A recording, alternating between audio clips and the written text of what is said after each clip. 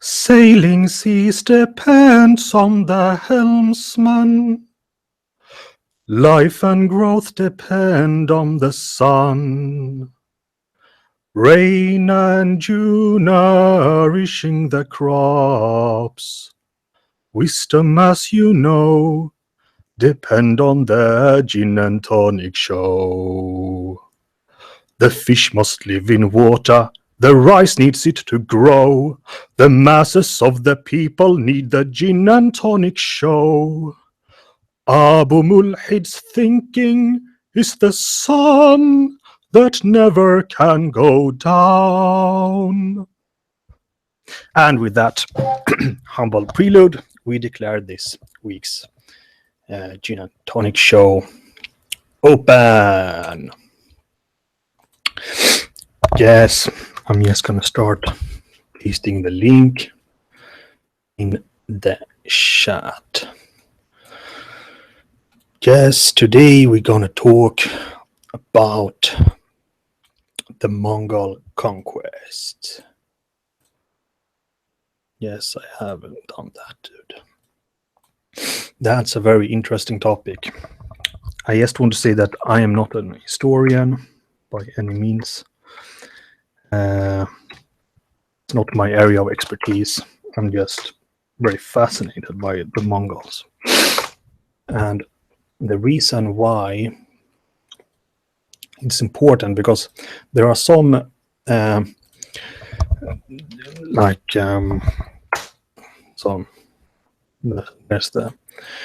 are some Islamic scholars like Ibn Taymiyyah, for example, and his student Ibn al-Qayyim, that if you want to understand them, I think you have to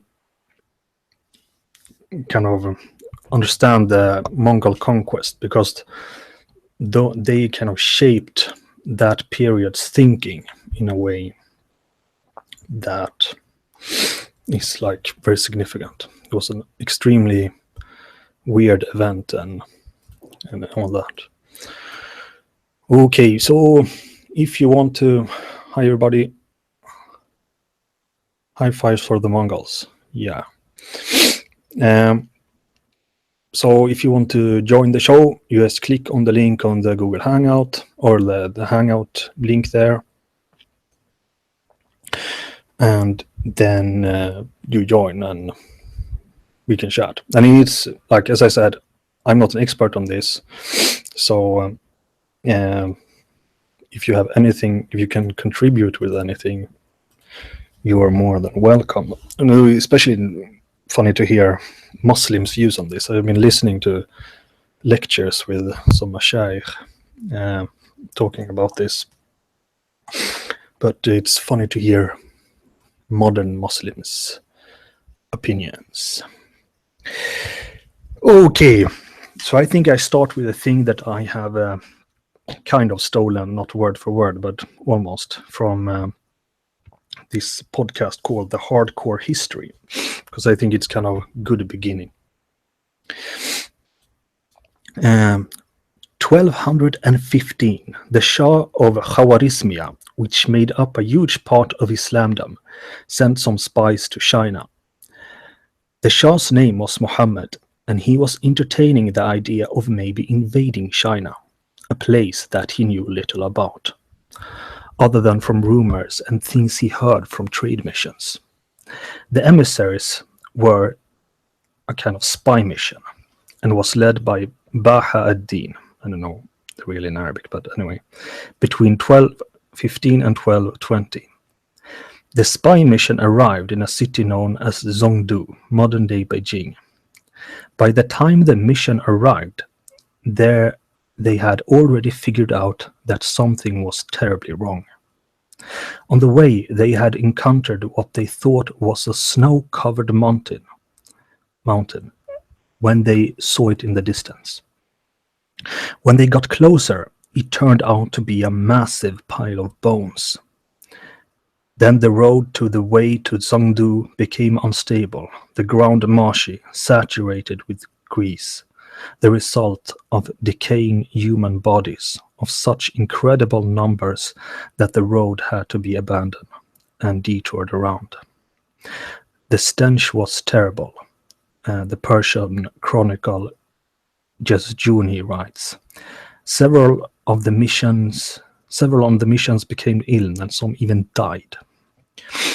By the time the mission reached Zhongdu, all Chinese people, excuse my pronunciation there, this former capital of northern China, they found the place devastated, and tales of 60,000 virgins that jumped off the wall to escape capture by another people that the Shah of Khwarezmia knew virtually nothing about. A people that must have been unbelievably powerful, because the city of Zhongdu and the ruins of that would later become Beijing must have overwhelmed Baha ad-Din by itself. Zhongdu, with 1 million inhabitants, a giant metropolis by the standards of the time. I think it's probably the largest city in the world at that time also. It had walls of stamped clay that were 40 feet high, with 900 battle towers around it, 13 gates, subterranean cities that led to 4 fortified cities, each with about 5,000 soldiers in it. And Zhongdu had at least 20,000 men in its own garrison. The city had been devastated, the people wiped out, and Baha ad-Din had to report back to his master that not only was the Chinese this immense civilization with its own immense power and sophistication, but apparently there were some group of people out there with the power to destroy that. This was the Muslims' world's first real encounter with Genghis Khan and his Mongols. They would not have long to wait before the next. Okay, but let us start from the beginning. I want to start quickly mentioning the domestication of the horse, the first time human beings domesticated horse. You see on the world map, here you have a vast steppe land that stretches in this direction from west to east. The first, the domestication of the horse. The first evidence found for the domestication of the horse dates back to the Butai culture in modern-day northern Kazakhstan, circa 5,500 years ago. And Butai lived around this area here somewhere. Do I say yes? Yeah, in this area here somewhere. The Butai lived in the middle of the vast steppe land that stretches from modern-day Hungary to Mongolia. The horse was made for the steppes, or it was evolved for the steppes. When humans domesticated the horse, they could move on this vast steppe land much faster than their ancestors on the steppe could. The domestication of the horse marked a new and long era of world history. These nomads became dependent on and integrated with the domesticated horse. It is almost as if the horse and man merged into one organism. The horse nomads ride the horse at the age of 3, and they ride constantly and develop a relationship with the horse that is hard for us today to understand. This lifestyle that developed on the Eurasian steppes didn't change that much up till the Mongols. So you have to remember, this is a very old kind of way of living, the way the Mongols live. It dates back to maybe 6,000 years ago. It hasn't changed that much. Yes, you have a little technological changes and so on, but in a way, the kind of agricultural societies that existed in China and the Middle East, they are kind of Johnny-come-lately in a way, compared to this ancient steppe life. Nomad's thoughts.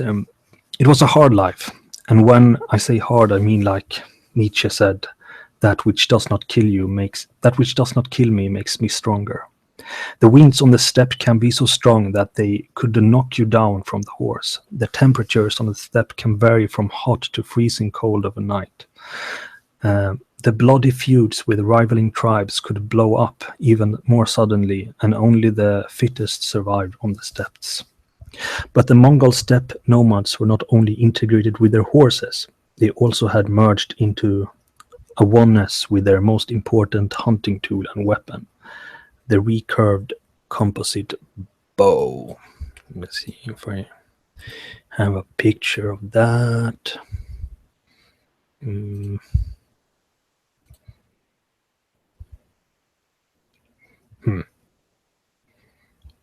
I thought I had a picture of that.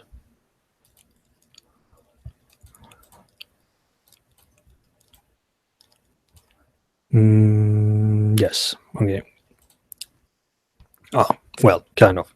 But anyway, this is like a Mongol warrior, as you see. And you can see his bow and the horse. And this is one kind of integrated unity. The first Mongolian chronicle, The Secret History of the Mongols, that probably first was written by Genghis Khan's youngest son, by the way, begins like this. There was once a blue wolf, whose destiny had been wrought from heaven, and who took as his mate a fellow deer. Passing over the waters of the sea, they camped at the head of the Ono River, where Butasian was born, near the foot of Mount Khaldun. According to the secret history, the descendants of the blue wolf, Butasian, and his family was the nomadic tribe called the Mongols. From their descendants near the foot of Mount Burkun Khaldun, around, maybe I should show where it is. Burkun Khaldun. There it is, in Mongolia. There is Ulaanbaatar. Isn't that Ulaanbaatar? And here's Burkhan Khaldun. So somewhere here, Genghis Khan was, and this is kind of a holy place for the Mongols. Speaker's Corner is here. Or Rob is here. Anyway, around the year 1162, a boy was born who was grasping a blood clot in his fist, a powerful omen. The boy's name was Temujin. He was the son of Jesogei Khan, a major leader in the confederation of Mongol tribes. The descendant from Kabul Khan, the first man of the Mongol confederation. When Temujin was 9 years old, his father arranged a marriage between a girl named Bote from the neighboring tribe. As part of the arrangement, the young Temujin would live with his bride's family. On the return journey, his father fell in with a group of Tartars who were enjoying a feast. In Mongol culture, it was expected to accept an invitation to eat. This was the costume on the steppe.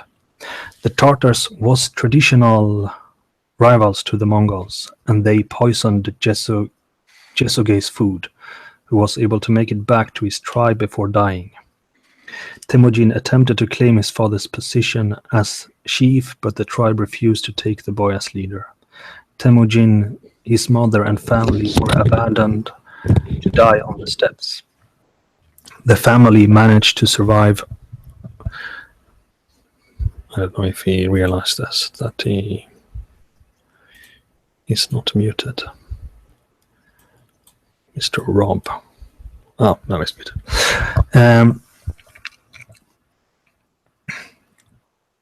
Temujin and his mother and family were abandoned to die on the steppes. The family managed to survive, however. Well, not all of the family, because Temujin killed his older brother Bakhtor don't know how you pronounce it, Mongolian, when he was found to steal and hide food from the rest of the family. After this follows a series of events that very, very well could have killed the future Khan several times over, but this boy was a survivor of Durrang.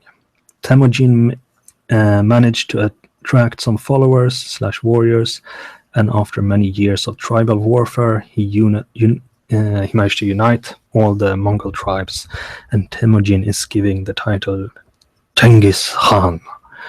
It is not clear exactly what it means, although well, there are several theories what it means, but you can, like, the practical meaning is probably something like universal ruler. It's probably a kind of play on the words, meaning ocean, that kind of refers to the sky. Maybe it was, but that's a longer story. I can elaborate on that. After uniting the Mongol tribes, Genghis and his army attacked rival steppe people, and he attacks other kind of steppe people, sometimes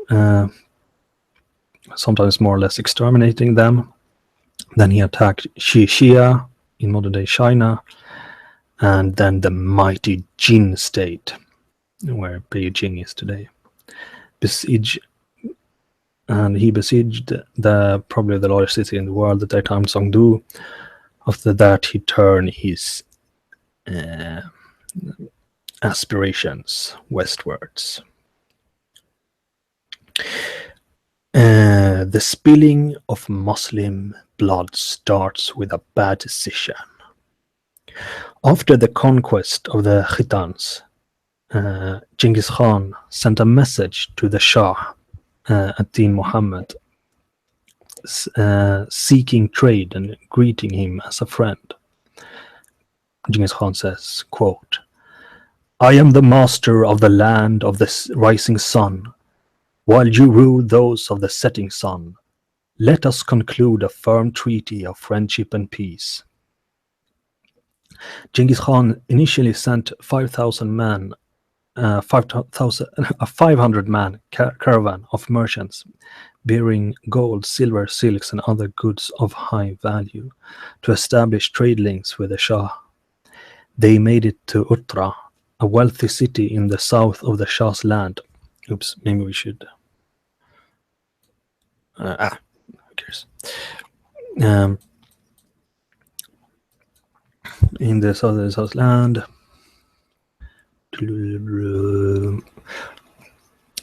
That was a key link on the Silk Roads. However, the governor of the city arrested all the members of the caravan. The goods were taken, and the Mongol merchants were executed. Genghis Khan then sent a second group of ambassadors, one Muslim and two Mongols, to meet the Shah in person. Genghis offered the Shah an out to see if the governor acted on his own behalf. He gives the Shah a second chance, and okay, maybe it was just the Shah's his governor in Uttra that did this to his merchants. So Genghis gives him a second chance. Genghis demanded that the governor would be handed over to him for punishment. Instead of agreeing to the demands, the Shah made a bad decision that, as later Muslim writers say, cost the blood of untold numbers of Muslims. The Shah ordered the beheading of the Muslim ambassador and shaved the heads and beards of the Mongols, a grave insult, before sending them back to Genghis Khan. In the words of the Persian historian Juwayni, when he described Genghis' reaction to the Shah's decision, this is what Juwayni says. "The whirlwind of anger cast dust into the eyes of patience and clemency, while the fire of wrath flared up with such a flame that it drove the water from his eyes and could only be quenched by shedding of blood." According to Ibn al-Athir, Genghis, and this is kind of a later, or this is a contemporary historian, Genghis writes to the Shah, "You kill my men and my merchants, and you take from them my property. Prepare for war. because I am coming against you with a host you cannot withstand. The Shah responds, quote, I am coming to you, though you are at the end of the earth, to deliver punishment and treat you as I treated your followers. In the year 1219, the gong rang, and when it did, the Shah learns who he is messing with. Sources say that the governor that executed the Mongolian merchants were captured later and himself killed when the Mongols poured molten silver into his ears and eyes. Oh, we have some people have joined. You want to? Naeem and Rob, how are you doing? Hey, buddy, how you keeping? I'm fine. We'll carry on. I won't stop you. Okay. Just... Naeem, you want to say something? Or Ike? No, go on, he says. Okay.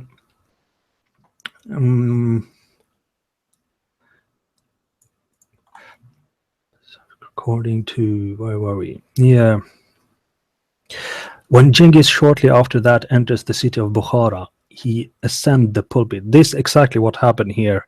The different sources say so many different things, so take things with a pinch of salt, but the quote later is the important. But you kind of, okay.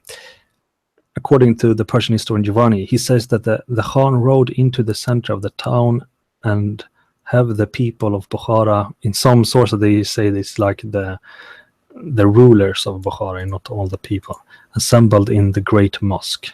Genghis ascends the pulpit minbar. This is also, I don't know, not everybody says this, but some says this. Genghis ascends the pulpit / minbar and say that these words: O people, know that you have committed great sins, and that the great ones among you have committed these sins. If you ask me what proof I have for these words, I say it because I am the punishment of God. If you would not have committed great sins, God would not have sent a punishment like me upon you. And this is a very interesting quote from the Muslim historian Al-Athir, who was a contemporary to this. And this is what he writes several years after this. And this is like how embarrassing this is for the Muslims, shows how embarrassing this is. Quote, for several years I continued to avoid mentioning this disaster that horrified me. When I was willing to recount it, I was taking on one step towards it and another back. Who is there who would find it easy to write the obituary of Islam, like the undoing, you can say, of Islam and the Muslims? For whom would it be a trifling matter to give an account of this? Oh, would that my mother wouldn't have given me birth! Oh, would that I would have died before it occurred and been a thing forgotten, quite forgotten. However, a group of friends urged me to accord it, although I was hesitant. I saw then that to leave it undone was of no benefit. But we state that to do it involves recounting the most terrible disaster and the greatest misfortune, of which the passage of days and nights cannot reproduce. It comprised all mankind, but particularly affected the Muslims. If anyone were to say that since God, glory and power be his, created Adam until this present time, mankind has not had a comparable affliction, he would be speaking the truth. History books do not contain anything similar, nor anything that comes close to it. Indeed, these Tartars has done something unheard of in ancient or modern times. A people emerges from the borders of China, and before a year passes, some of them reach the lands of Armenia in this direction and go beyond Iraq in the direction of Hamadan. By God, There is no doubt that anyone that comes after us when a long time has passed and sees the record of this event will refuse to accept it and think it most unlikely, although the truth is in his hands.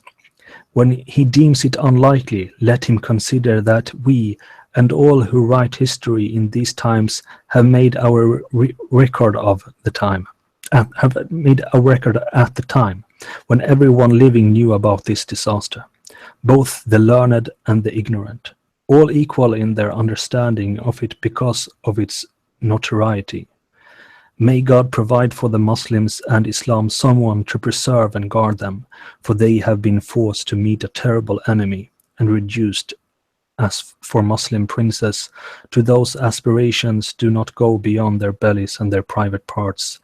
Since the coming of the Prophet ﷺ, until these present times, the Muslims has not suffered such hardship and misery as afflict them now. So, and this is funny for many things. This shows like how embarrassing the Mongol conquests are for the Muslims, but it also shows that it's such a weird event. No one could see it coming. That he doubts that future historians really will believe that it happens, and it is kind of weird. I mean, it is a very unlikely event in a way. If you think about it, it's really crazy. You have this, the Mongols, they were far from being, they were just a bunch of kind of retarded tribes. They were like, you had the Western, like Christian Europe, that was kind of weak in this period of time, but they made crusades against Islam, or like in Palestine and so on. And you have the Muslim world that was kind of far powerful, and then you have this extremely powerful states of China that was extremely militarily sophisticated, but no one thought that this meaningless, most people probably didn't even knew that the Mongols existed. And suddenly they just band together and like whoop, like it is a crazy event, and it must have seemed really crazy for the people living in that period of time. Which time was it exactly? I didn't get that. When Al-Athir wrote it. Al-Athir wrote it like after it happened. I can check it up later when he lived and so on. But he lived through this. He lived through the Mongol conquests. So, but he wasn't killed, which was kind of unusual because there were many Muslims and Muslim scholars died. Okay, so the Mongol conquest of Khawarizmia from 1219 to 1221 marked the beginning of the Mongol conquest of the Islamic states. The Mongol expansion would ultimately culminate in the conquest of virtually all of Asia, as well as parts of Eastern Europe, save for Japan. The Mamluk Sultanate of Egypt and most. Okay, he jumped to the. I talked about the origin of the conquest, initial animation. Okay, here. After compiling information from many intelligence sources, primarily from spies along the Silk Road, Genghis Khan carefully prepared his army, which was organized differently from his earlier campaigns.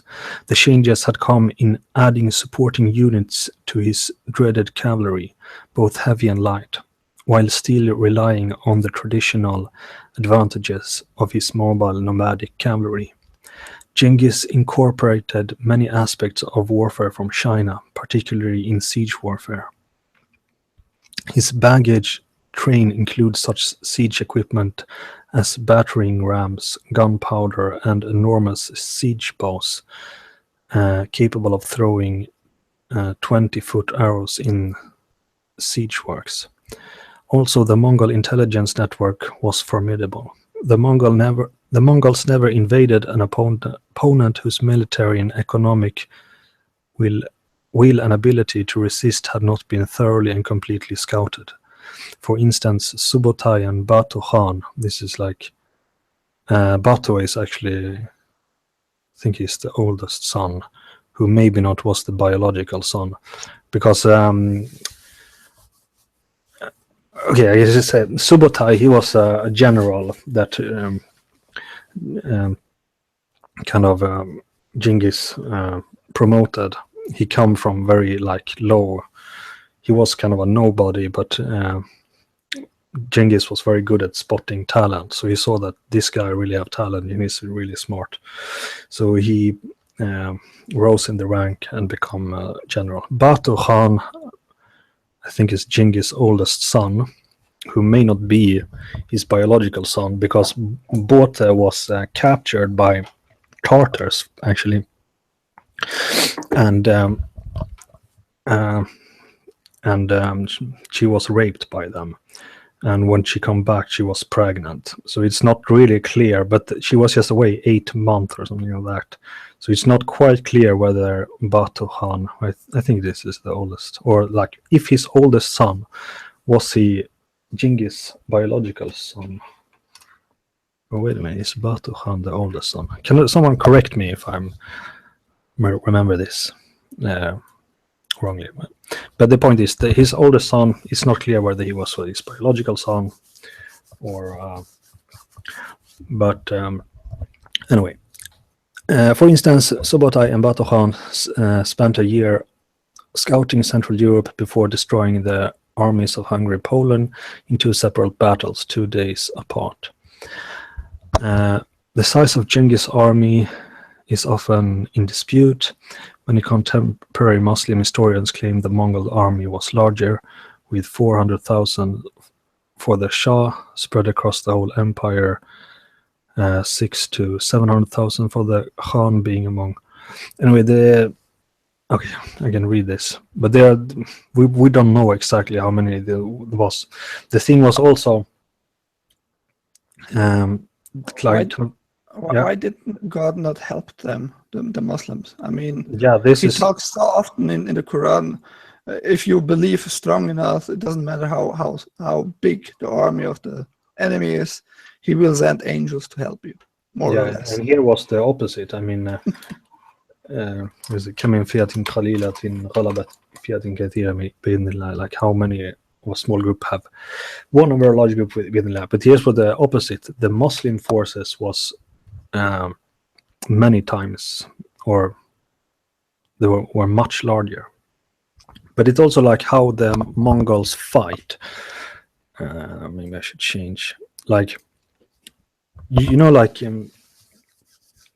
ancient armies, most of the time you have like a big army in one big chunk that just everybody marched, and it's like one straight line. The whole chunk is here, and then like 2 groups meet, and the stronger one win. Well, that's not how the Mongols fight. The Mongols fight, I mean, I think you can't really. They fight with speed, and they divide their forces in very tactical ways. So it's a bit like they had a specialty in combat. They attacked, then acted like they would retreat, and then attacked again. That was their specialty. Yeah. That is one, but that is kind of that has steppe people have always done that, and that is also a method that Khalid ibn Walid used. But they have many like different ways. They call it like the falling star, and they have like, okay, maybe we should understand like what they are. Like, they are really good at their horses, they're really good at their bows. They are like, many universities have like circus artists that are like extremely skilled. They can like on the horse, they can pick up things like in high speed and do all kind of crazy stuff, because they were born with the horse from early age, and they like learn their kind of military strategies from hunting methods, where they like they surround kind of a huge I don't know, whatever, so, like group of animals, and then like slowly picking them off and so on. And they use the same kind of tactics in war. The important thing here that the Shah's army, as I understand, they more fought like most ancient armies fought. You had a big chunk, I don't know, like 400,000 men or something, or maybe even 500,000, and then they like attack as one big unit. That's not the way the Mongols are more close to like modern warfare. They kind of, one group goes up there, another group goes up there, and they kind of coordinate each other so that when one group attacks on the flank and one from behind and one, like, it's a mess. So therefore, because they were so spread out in different groups, they probably appeared to be many more in numbers than they really were. So and they rely on speed. So they go in, attack, and then they disappear. They go in, disappear. So it's very hard to fight them. Yeah, we talked about that. The point is, the Shah's army have superior numbers. John Franz, using a variety of sources, estimate methods given the number of 75,000 for the Mongol army, while noting that 40,000 of the Khwarizmian army is possible. For the Khwarizmian possible. Genghis brought along his most able general to aid him. Genghis also brought the large body of foreigners with him, primarily of Chinese origins. These foreigners were siege experts, bridge building experts, doctors, and a variety of specialty soldiers. During the invasion of Transoxania in 1219, along with the main Mongol force, Genghis Khan used a Chinese specialist catapult unit in battle. There, they were used again in 1220. Okay, but okay, we can jump. This is a lot of material. Genghis places his general Jebbe. Jebbe is also one of these. The word Jebbe comes from, he actually shot Genghis Khan with the arrow in the early, before he, I think it was before he was Genghis Khan. But he didn't kill Genghis Khan. And then when they asked, like, who shot this arrow? Then Jebbe come forth and said, it was I.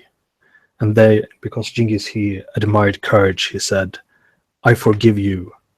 And then he like became a warrior in Genghis' army, and then he rose to become one of the greatest generals, and one of the greatest generals of all time, probably, because Subutai and Jebbe was probably some of the greatest generals of all time.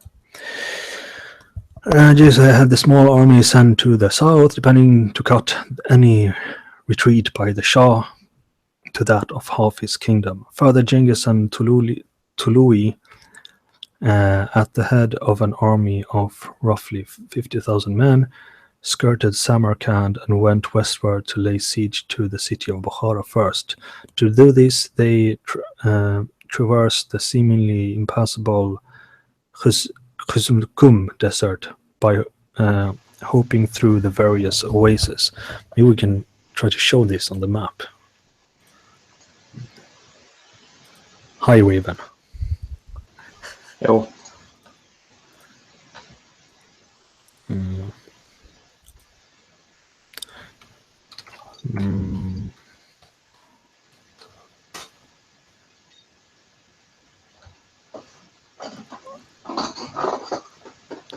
Anyway, so there's some desert here.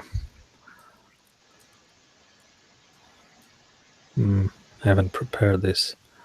This is supposed to be some kind of river where, like, the Shah's army stopped somewhere, and then like some of the force like stayed there and fooled them to believe that that was the main force, but Genghis' force kind of went around them and like. Anyway, if you're kind of nerdy interested military tactics. You can go into that when. Anyway, Bukhara was not heavily fortified with a moat and a single wall, the citadel typical of Khawarizmi cities. The Bukharan garrison was made of Turkish soldiers and led by Turkish generals who attempted to break out on the third day of the siege. The breakout force of perhaps 20,000 men was annihilated in the open battle.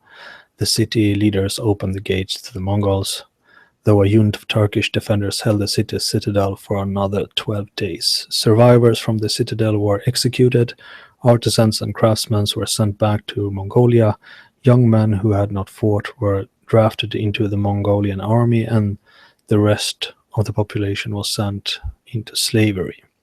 As the Mongol soldiers looted the city, the fire broke out, razing most of the city to the ground. Maybe we can at least show Bukhara.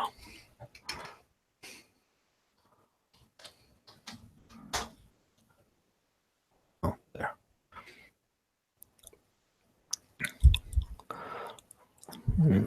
Zoom out. You can see on. Yeah.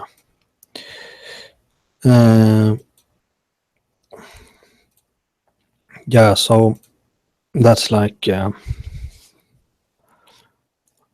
don't know how deep we should go into this. The Khorasan campaign, final campaign and aftermath. Anyway, I think we don't have to go in too deep in this, but this is like the point is this like the Shah at this time he kind of was a kind of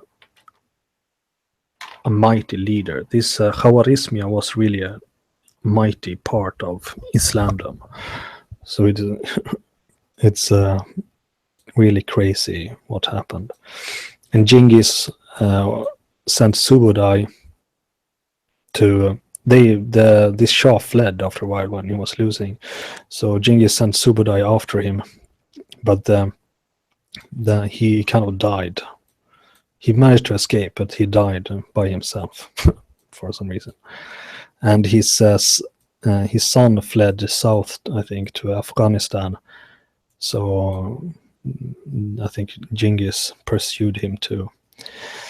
Anyway, after that, Genghis himself returns back because he had this guy from Xixia, state of China. They had promised to him to aid him with forces, but then they didn't do it. So then Genghis got mad, so he returned to Xixia, but I think he died before he reached, if I don't remember false. But anyway, the Mongols after that betrayal of Xixia, they kind of exterminated them. Really brutal. But then after Genghis dies, his third son Ugodai take the power, and first it doesn't happen that much, but I don't know how far we should go with all the Mongolian leaders and so on. Should we take Franco-Mongolian alliance? No, that's a little bit later. Mongolian invasion of the Levant, maybe. That is later, but that is not so much later. Okay, we can take Mongolian invasion of Levant. You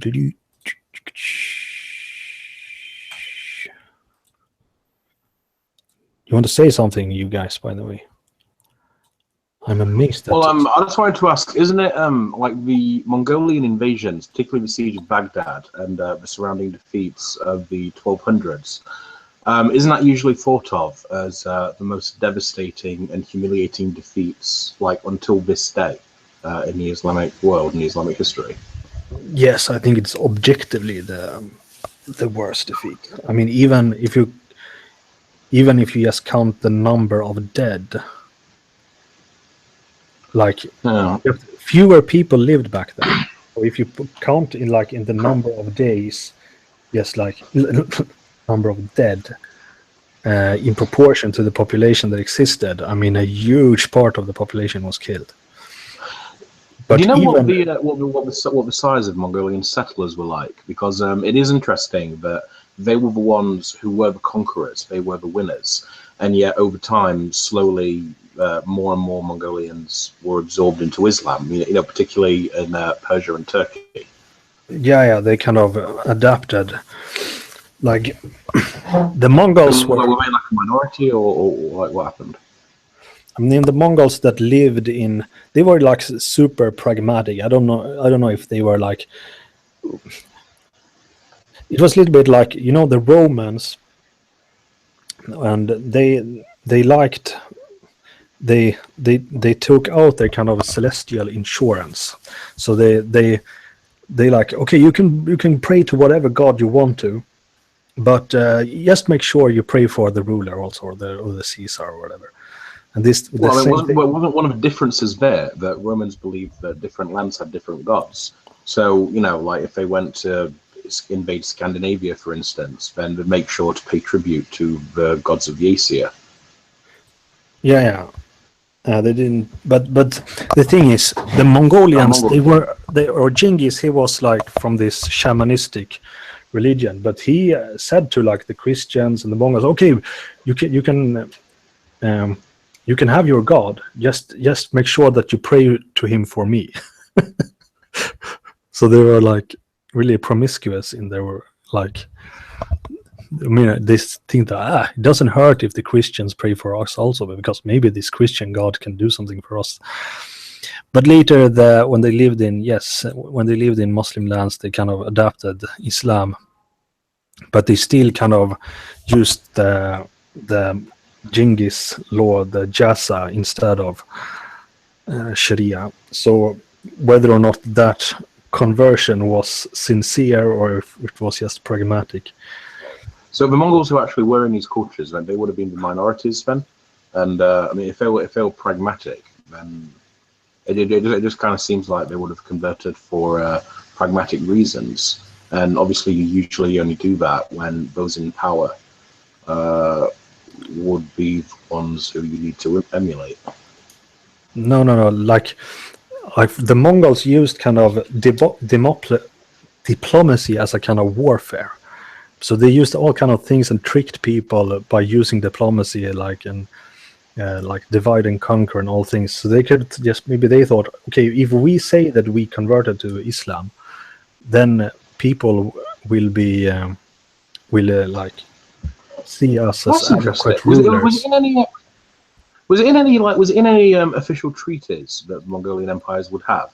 Like, okay, we're going to make a treaty with these people. Let's have like the cousin of the king or whatever convert to their religion, like sort of like an insurance thing. Seal the deal. I'm not sure exactly what you mean. They made agreements, but I mean, one of the things before the invasion of Khawarizmia, one of the things that there was some dude in this east of Khawarizmia that was originally a Christian, but he married a Buddhist wife, so he became a Buddhist himself, and then he forced all the Muslims to become Buddhists. But then Genghis Khan came along and said, "Oh no, you have religious freedom for everybody."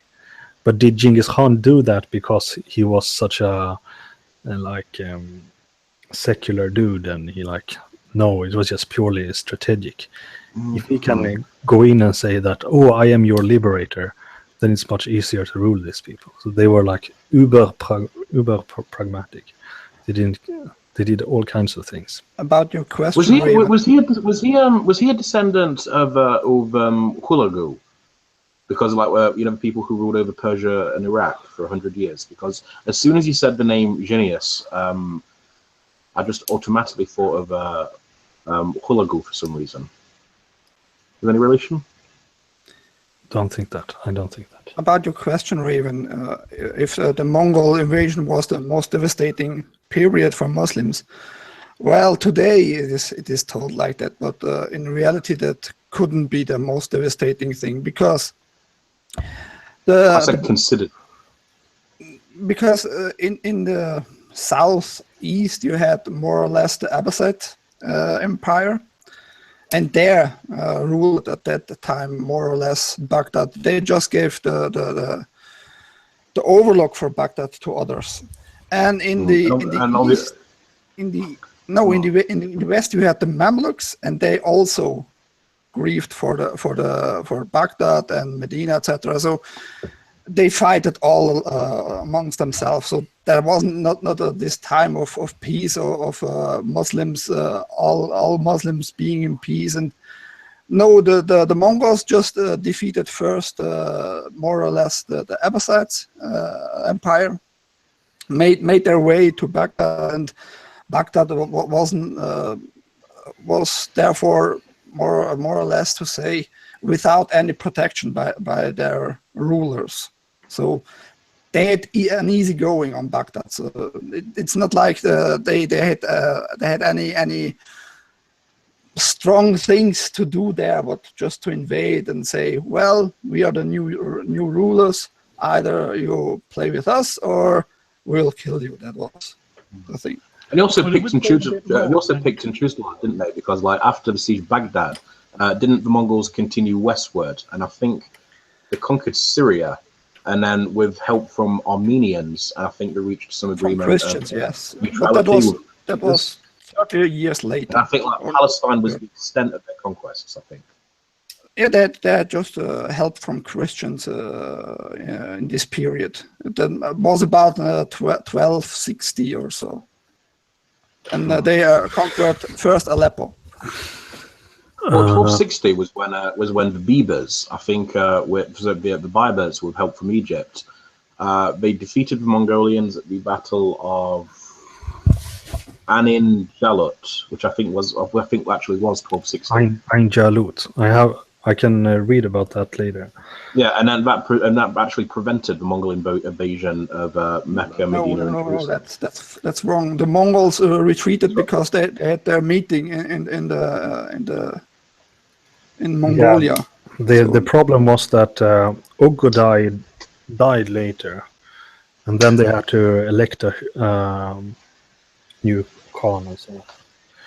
So that destroyed. Also, the reason why Subodai returned back when he reached so far into Europe was because I think it was Ogedai died, wasn't it?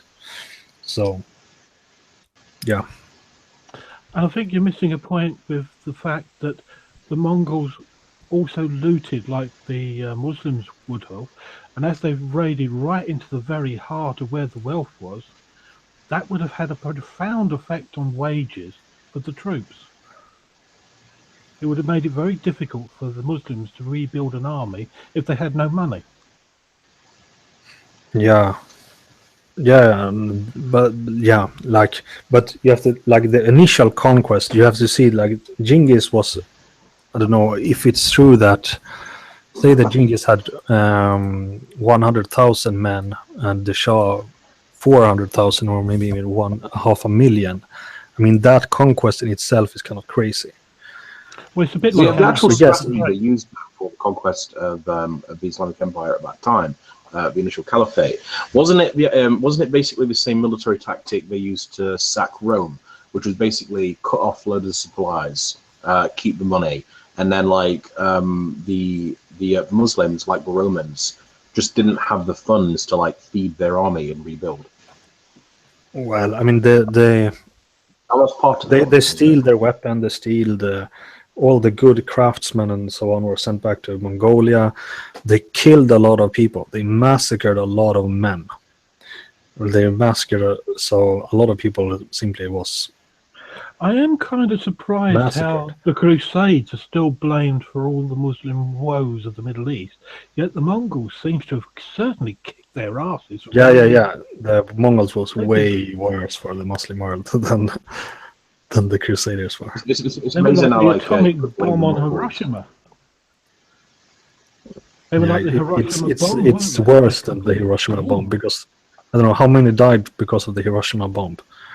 Oh, I'm not talking about death. I'm just saying it was like a total blitz. It blew away, must have been everything that they had, as far as wealth, progression, armies. I mean, it wasn't like the Crusades that just went along the coast. They stalked inland and from there into the coast. So they took huge tracts of land, as Monty Python would say. Yeah. It is told that in Merv, I don't know if it's called in English also Merv, but Genghis Khan supposedly killed about 700,000 people there. Just because they murdered his son-in-law. Yeah, there was some. So just I remember sure, what when you say Genghis Khan, sorry, just so I know what I'm keeping up. When you say Genghis Khan, is that your accent? Like you don't mean Genghis Khan, you're talking about someone else. That's I say that Genghis Khan. I don't know if it's called in English Genghis Khan, but I asked so in I was Mongol just wondering if how you were you talking about pronounce Genghis it. Khan or someone else. it is pretty much the same we are thinking of. It's the same guy. So you're not talking about a different person. You just No, pronouncing Genghis. Revan. The first Khan. So is it? To say. Revan, I'm gonna give you a mission or a job. Read this page. Since you're Englishman, you probably read it faster than me. Read this for me. First invasion. I'll be back soon, okay? What now? Yes, now. First invasion. During the governorship of Baku in Persia, Mongolian army under Yusura attacked Syria in 1244. The reasons for the attack are unclear, but it may have been in retaliation for the Syrian participation in the Seljuk side of the Battle of Kozdag in the autumn 1244. Yusur concentrated the Mongol forces in the upper Tigris Valley, where they subjugated the Kurdish province of Akalat. Moving across, the Mongolian army encountered no resistance and ravaged the area en route. The fortified cities were undertaken in his advance because Yusur was not prepared for siege assault. Passing through the territory of the city of is that URF or URL? URF. Is that Urala or Yufa? He crossed the Erythrates. He marched directly to Apollo, but went as far as Hallan before the climate impaired his army's movements. Yusur sent envoys to Aleppo to demand submission of tribute, which Malik agreed to pay. The same demand were sent to Bohemond of Anticho, who chose not to fight them instead of defiance. Yusur withdrew his force back up the Erythrates Valley and received the submission of Malatia. In Egypt, Sultan Salih decided to appealise to the results and made no attempt to raise an army to encounter the Mongols who had invaded his dominions in Syria. In 1251, as an externancy to buy peace, Sultan Nasir sent his representatives to Mongolia for the election of Mongake and agreed to make Syria a vassal state of the Mongol Empire. So they capitulated, doing exactly what Genghis Khan wished them to do right at the very beginning. He wanted peace and trade, and they ended up being his subjects for peace and trade. I can think of so many people I know that make comparisons with the EU. Yeah, I can think of, yeah. Who's got their speaker on in the background? Because my voice is echoing. I don't hear it. You sound fine to me. I'm definitely hearing some echo. Is there sound on the YouTube video? Well, I've got it through earphones at the moment, so I've no Windows 10's been messing around with my. Well, even if you've got earphones on, if you've got the volume on the actual YouTube page of the Jinn&Tonic, you should probably be hearing both.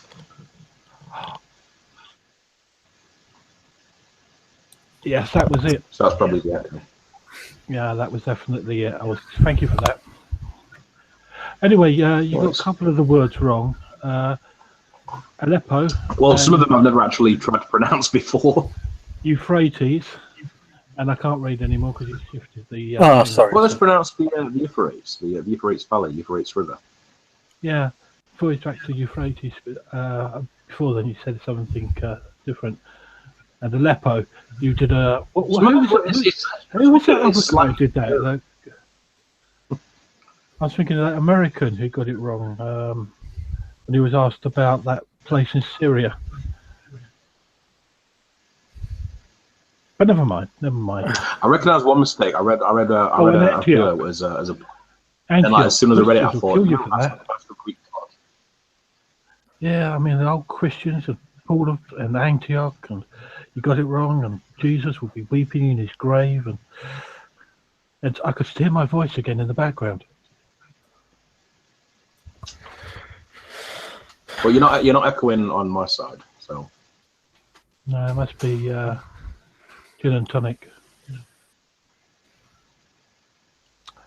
So what we got here, really?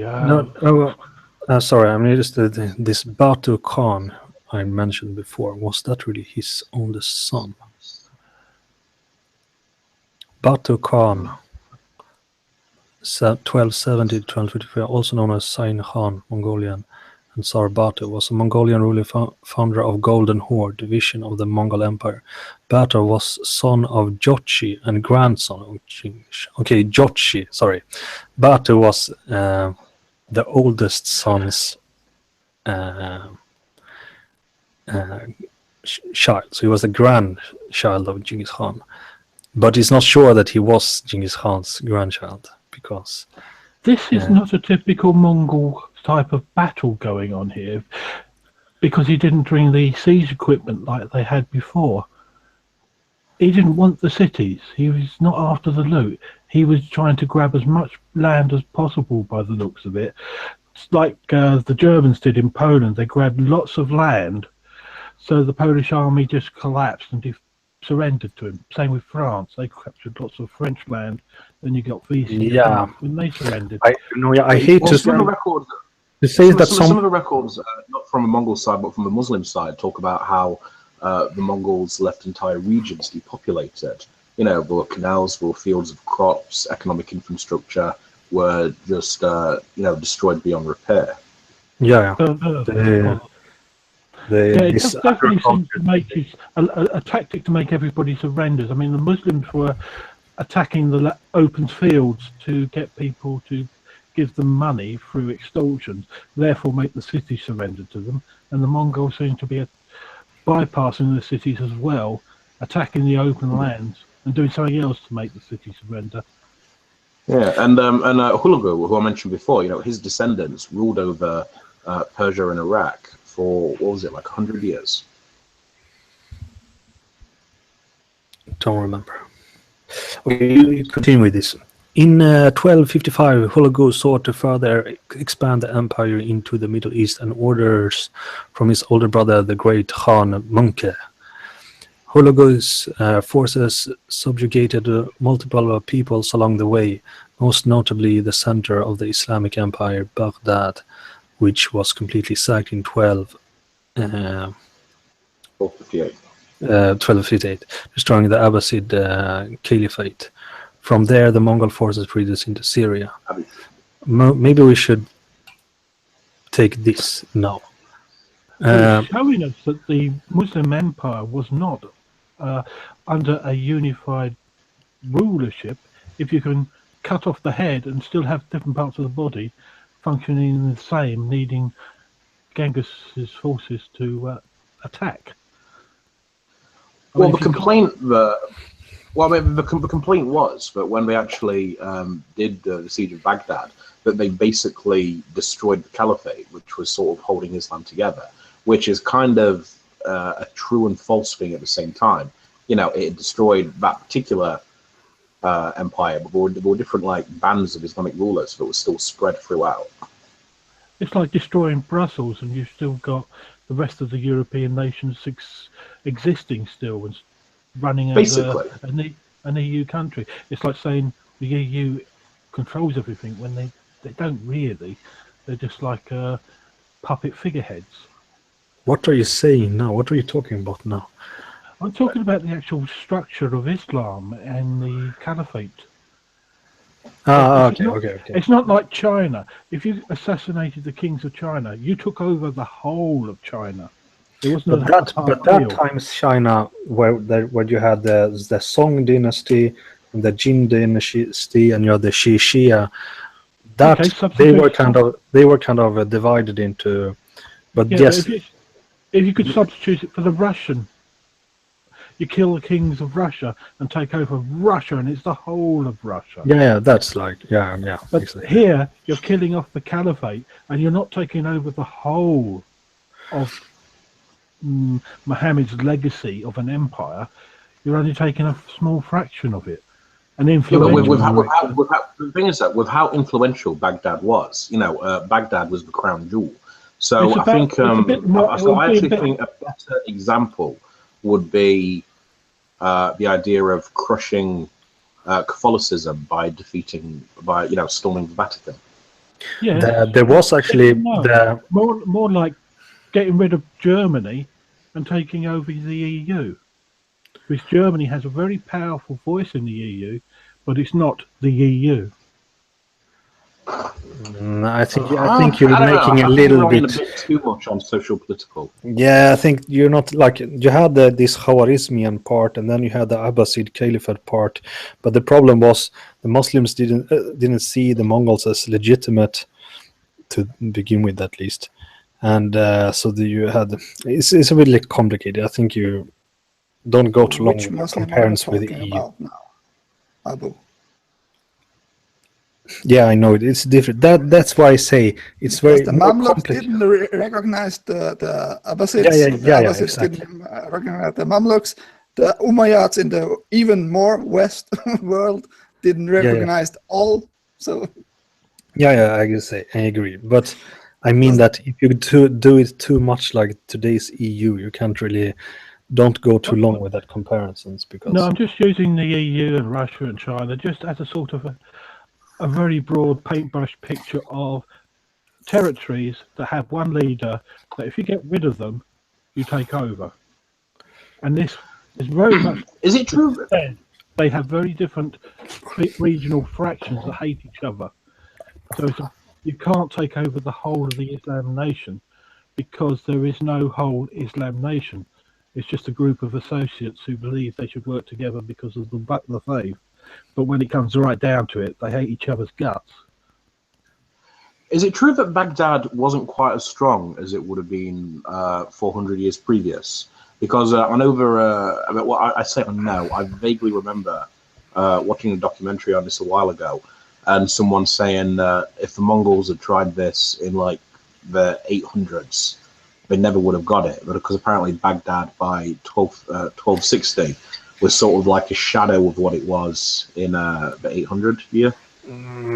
I don't know. I think you can't compare that. All like the armies of 1200s was of course better than the armies 400 years before that. They were technologically superior, and the Mongols had access to the best technology of that day because they had access to the Chinese, and the Chinese had the best military technology. Plus, they had their own secret weapon of the composite bow and horse.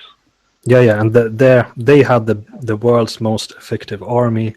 They were like you before you talked about like I hate too often you compare things with Nazis, but in a way there are similarities in the way the Mongols fought and how the Germans fought.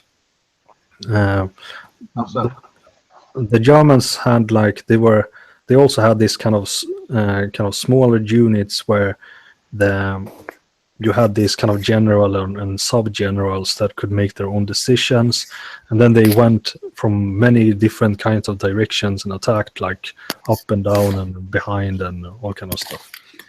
And the Mongols was this in like squared. They had their maneuvers were really complicated and so on. And there are other things also like how there are some similarities. But now I'm gonna give GP the job to read Siege of Baghdad. GP. Okay, I'll try. The siege of Baghdad, which lasted from January the 29th until the 10th of February, and someone's fucking around with the screen, so don't ask me to read anymore. Okay. No, I'm not moving it. No, it's dead. I'm serious. If you mess around with it, I can't focus. My eyes are Okay. have a strange, funny. So you keep it like entailed that. the Okay? investment I keep it like that. Okay. capital of the Bayezid Caliphate by, I don't know how to pronounce that, The Khanate Mongol. Ilkhanate? I don't know. Is that The Ilkhanate? Khanate Mongol. I don't know. Ilkhanate Mongol forces and allied troops.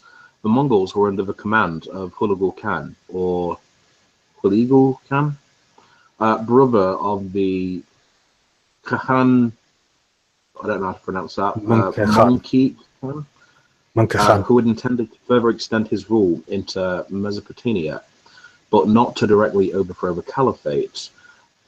Monkey, however, had instructed Hulagu to attack Baghdad if the Caliph al-Mustasim refused Mongol demands for his continued submission to the Khagan and the payment of tribute in a form of military support for Mongol forces in Iran. Hulagu began his campaign in Iran with several offences against Nizari groups, including the assassins. Yes. Pakistan. Yeah. There's actually a this is people assassins. called assassins. Yes, they're the Hashashin. I did not know that. The Genghis Khan, he didn't like them. The Mongols kind of. Including the assassins who lost their stronghold of Alamut. He then marched on Baghdad, demanding that al-Mustasim accede to the terms imposed by Mongi on the Abbasids. Although the Abbasids had failed to prepare for the invasion, the Caliph believed that Baghdad would not fall to invading forces and refused to surrender. Hulagu subsequently besieged the city, which surrendered after 12 days. During the next week, the Mongols sacked Baghdad, committing numerous atrocities, and destroyed the Abbasids' vast libraries, including the House of Wisdom. The Mongols executed al-Mustasim and massacred many residents of the city, which was left greatly depopulated. The siege considered to mark the end of the Islamic Golden Age, during which the caliphs had extended their rule from the Iberian Peninsula to GPs in a way. Sind. You have to scroll down. That's up. Yeah, it was Peninsula to Sindhi, and which was also marked by many cultural achievements. Should I keep reading? Yeah, but this now we have a little bit of background on. I'll scroll down a bit more then. Okay, so Baghdad had for centuries been the capital of the Abbasid Caliphate, the third caliphate whose rulers were descendants of Abbas, an uncle of Muhammad. In 751, the Abbasids overthrew the Umayyads, and moved the caliph's seat from Damascus to Baghdad. At the city's peak, it was populated by approximately 1 million people and was defended by an army of 60,000 soldiers. By the middle of the 13th century, however, the power of the Abbasids had declined, and Turkic and Mamluk, as someone else to look up, Mamluk warlords often held power over the caliphs. Baghdad still retained much symbolic significance, however, and it remained a rich and cultured city. The caliphs of the 12th and 13th centuries had begun to develop links with the expanding Mongol Empire in the east. Caliph Andisur Nasir ad-Din. Diniala. Dinun. It should be grammatically that is a little bit. Nasir ad-Dinillah or something. Again. So it's An-Nisir. Nasir ad-Dinullah. Or Dinillah. An-Nisir Dinullah, who reigned from 1180 to 1225, may have attempted an alliance with Genghis Khan when Muhammad II of Khawazm threatened to attack the Abbasids, it has been rumored that some Crusader captives were sent as tribute to the Mongol Khan. According to the secret history of the Mongols, Genghis and his successor, the Khan, ordered their general Kuhoma Khan to attack Baghdad.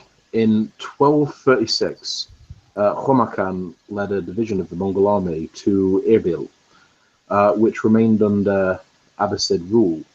Further raids on Erbil and other regions of the Caliphate became annual occurrences. Some raids were alleged to have reached Baghdad itself, but these Mongol incursions were not always successful, with Abbasid forces defeating the invaders in 1238 and 1245. Despite their successes, the Abbasids hoped to come to terms with the Mongols, and by 1241 had adopted the practice of sending an annual tribute to the court of Khan. Envoys from the Caliph were present at the coronation of Gayuk Khan as Khan in 1246, and that of 1246, and that of Mongol Khan in 1251. During his brief reign, Gayuk insisted that the Caliph Ali Mustasim fully submit to Mongol rule and come personally to Karakorum. Blame for the Caliph's refusal and for other resistance offered by the Abbasids to increased attempts by the Mongols to extend their power was placed by the Khans on Khoma Khan's lieutenant and successor. Is that an L or an I? Is that Baiju or is that Belju? I don't know. Just at the end, I can't tell. Some of the things I have asked Mongolians how we pronounce, but not all the words. No, I'm just because this is slightly blurry, so I can't tell if that's an I or an L. It's something like Bayou or something. Yeah. So it's an I, not an L. So it's like Bayou, not Bayou. Everything sounds like Bayou. Okay. What we So by 1250, they've managed to spread all the books around the empire. So when the Great Library is destroyed, the wisdom's not lost. I was actually reading that and thinking it sounded slightly biased in a way. I didn't know if I don't know. Maybe that was just my reading, but it's like all committed atrocities and things like that. And I don't know. I just kind of got the feeling. Yeah, I mean, there's been a lot of interference in Wiki, I've noticed over the last year or two. There's like some very, very biased reportings going on. But look, what was biased against the Mongols? No, I mean, on the Islam pages, I've been reading a lot of stuff which I would expect somebody who's possibly a jihadist writing stuff and entering it in. It's so... But let's face it, the Mongols were not nice guys. They did a lot of nasty things. Yeah, but I mean, if you really think about it, is there anything Genghis Khan did that Muhammad didn't? He poured silver into people's eyes and put them underneath his throne so they could suffer. Well, he's killed a much greater. No, Muhammad ripped off clothes so you'll bare chested, stoked fires, and then put the burning fires on your chest. So, I mean, I'm not necessarily saying like while you were and marry your wife and bunker in. Killed his older brother. He's getting a contest. Which one was the bigger asshole or what? No, I'm not saying there's a bigger asshole. I'm saying like on a realistic level, is there anything that Genghis Khan did that Muhammad wouldn't, or vice versa? I mean, if the thing is, if you look at Muhammad, not as a religious figure, but as a semi-historical, semi-mythical. Not just even him, but there's not really anything he did. Any other warlords? Look at the later caliphs. I mean, you had Abu Bakr setting fire to people because they were apostates. There is nothing that Mongols do that the Arab Bedou wouldn't do because they were both desert nomads. You know, they lived a very, very harsh life. and they lived a very harsh life, and they punished in a very harsh way. I think If you I asked actually earlier, try but to think of can I Muhammad just as can I like just as say a, something, Raven? Can I say Raven, something, yes. Raven? You asked the question, Raven, right at the very start when you first logged in about what you thought about the contracts that the Mongols might have had with other nations, and I think they were at that stage when they first started to forge an empire of the very primitive man. My word is my bond. So a tribe versus another tribe wouldn't sign a contract. They would just say, here's my gift, we have terms, we will live by them. And everybody would accept it. It would not need to be written down. So, Okay. Well, to be fair here, sorry, to be fair, Okay. the Mongols didn't have a real scripture till then. well, they had it when they Genghis had it with the Khan, Chinese. When they conquered the yes, Chinese but and started adopting Chinese ways, they they would have adopted. had the literature. But right at the No, beginning, not like that. They knew about these things, but that wasn't in their traditions at all. Genghis Khan was more or less the first one who said, well, you are my scholars, invent the new scriptures just for the Mongols. And I mean, it will take over centuries to really establish a tradition of scripture. That's the reason why they hadn't many contracts in writing forms. so what JP just said actually made me think that before that or even during that period, just with his point on making deals and a handshake is enough. There must be a very fascinating part of the culture when it comes to the idea of oath breakers. We'll come to the Yasa later. I think it mentions that. Yasa is like Genghis Khan's law. I take this after this. A volunteer to read this. I'm off to make a coffee. Okay, we have the captive Raven that has to read this, whether he I wants have to. Yes, I hope I'm speaking clearly enough. I'm coming out. it's okay. You can all understand me. Okay, sure. Sexy voice. So, It's easier. the Franco-Mongol alliance, straight from Wikipedia. Several attempts at a Franco-Mongol alliance against the Islamic Caliphates, their common enemy, were made by various leaders among the Frankish Crusaders and the Mongol Empire in the 13th century. Such an alliance might have seemed an obvious choice. The Mongols were already sympathetic to Christianity, given the presence of many influential Nestorian Christians in the Mongol court. The Franks, Western Europeans and those in the Crusader states of the Levant, were open to the idea of support from the East, in part owing to the long-running legend of the mythical Prester John, an Eastern king in a magical kingdom who many believed would one day come to the assistance of the Crusaders in the Holy Land. The Franks and Mongols also shared a common enemy in the Muslims.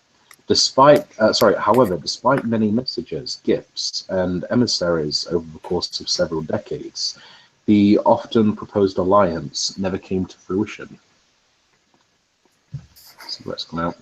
Contact between Europeans and Mongols began around 1220, with occasional messages from the papacy and the European monarchs to Mongol leaders such as the Great Khan, and subsequently to the Ilkhans in Mongol conquered Iran. Communications tended to follow a recurring pattern. The Europeans asked the Mongols to convert to Western Christianity, while the Mongols responded with demands for submission and tribute.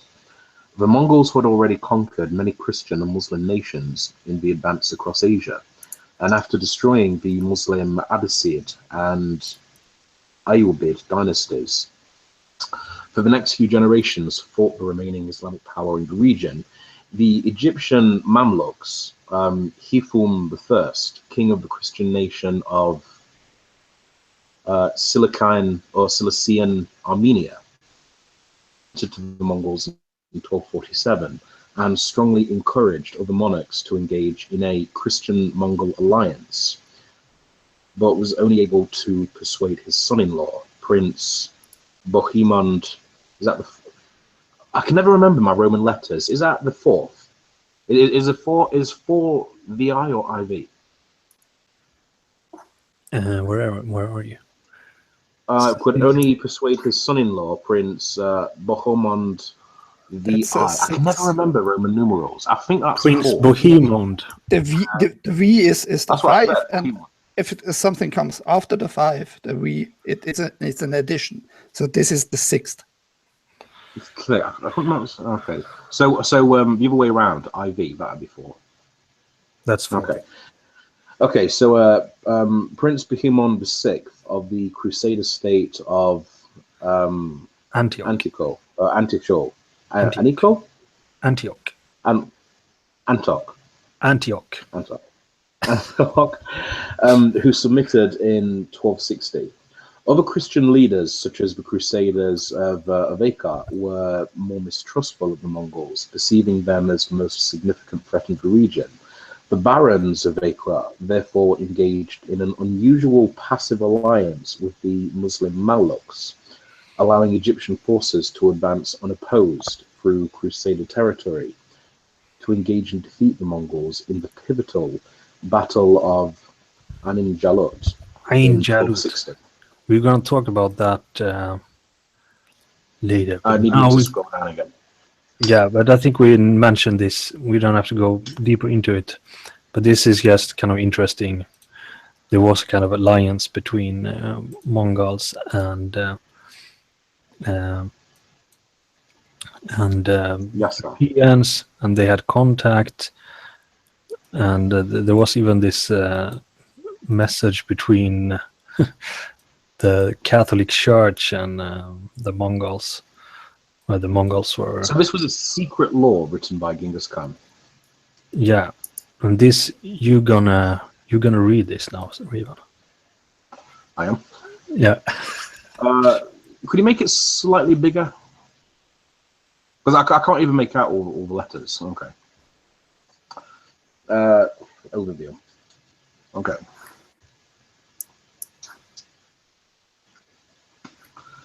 The Yassa decree.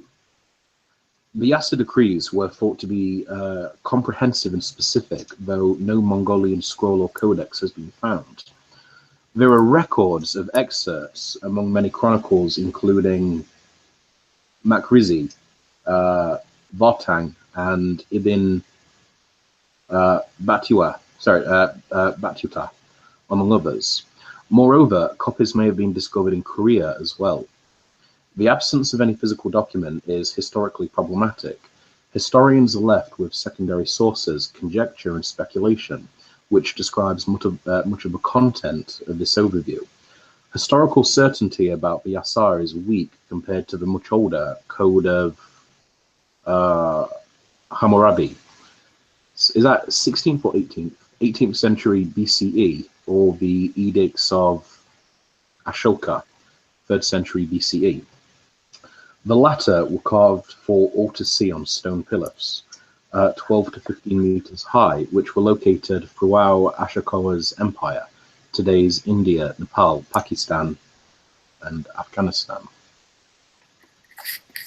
The Yassa, thought to be written in the Irgo-Mongolian script, were scribed on scrolls, was preserved in the secret archives and known only to and read only by the royal family. Beyond being a code of laws, the Yassa may have included philosophical, scriptural, and mythical elements, and thus may have been thought to be a quasi-sacred or magic text. The exoteric aspect of Yassa outlined laws for various members of the Mongol community, such as soldiers, officers, and doctors. The Yassa aimed at 3 things: obedience to Genghis Khan, a binding together of the nomad clans, and the merciless punishment of wrongdoing. It concerned itself with people, not properly unless a man actually confessed. I'm fairly certain I've read this years ago. The purpose of many decrees was probably to eliminate social and economic disputes among the Mongols and future allied peoples. Although the rules were no stealing of livestock from other people, sharing food with travelers, no abduction of women from... I've definitely read this. I've definitely read these scrolls, at least part of them, years ago. No abduction of women from other families, and no defecation among soldiers. It represented a day-to-day set of rules for people under Mongol control that was strictly enforced. The Yasa also addressed and reflected Mongol culture and lifestyle norms. Death via beheading was the most common punishment, save for when the offender was of noble blood, in which case the offender was killed without shedding blood. Even minor offences were punishable by death. For example, a soldier would be put to death if he did not pick up something that fell from the person in front of him. Reminds me of Vlad III. Those favoured by the Khan were often given preferential treatment within the system of law and were allowed several chances before being punished. As Genghis Khan had set up an institution that ensured complete religious freedom, people under his rule were free to worship as they pleased, as long as the laws of the Yasa were observed.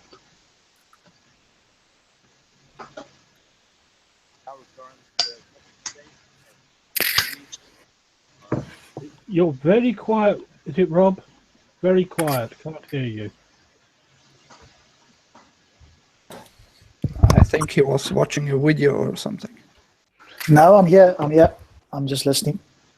Yeah, I was just looking at your talk bar going up and down. You were saying something, couldn't hear a word.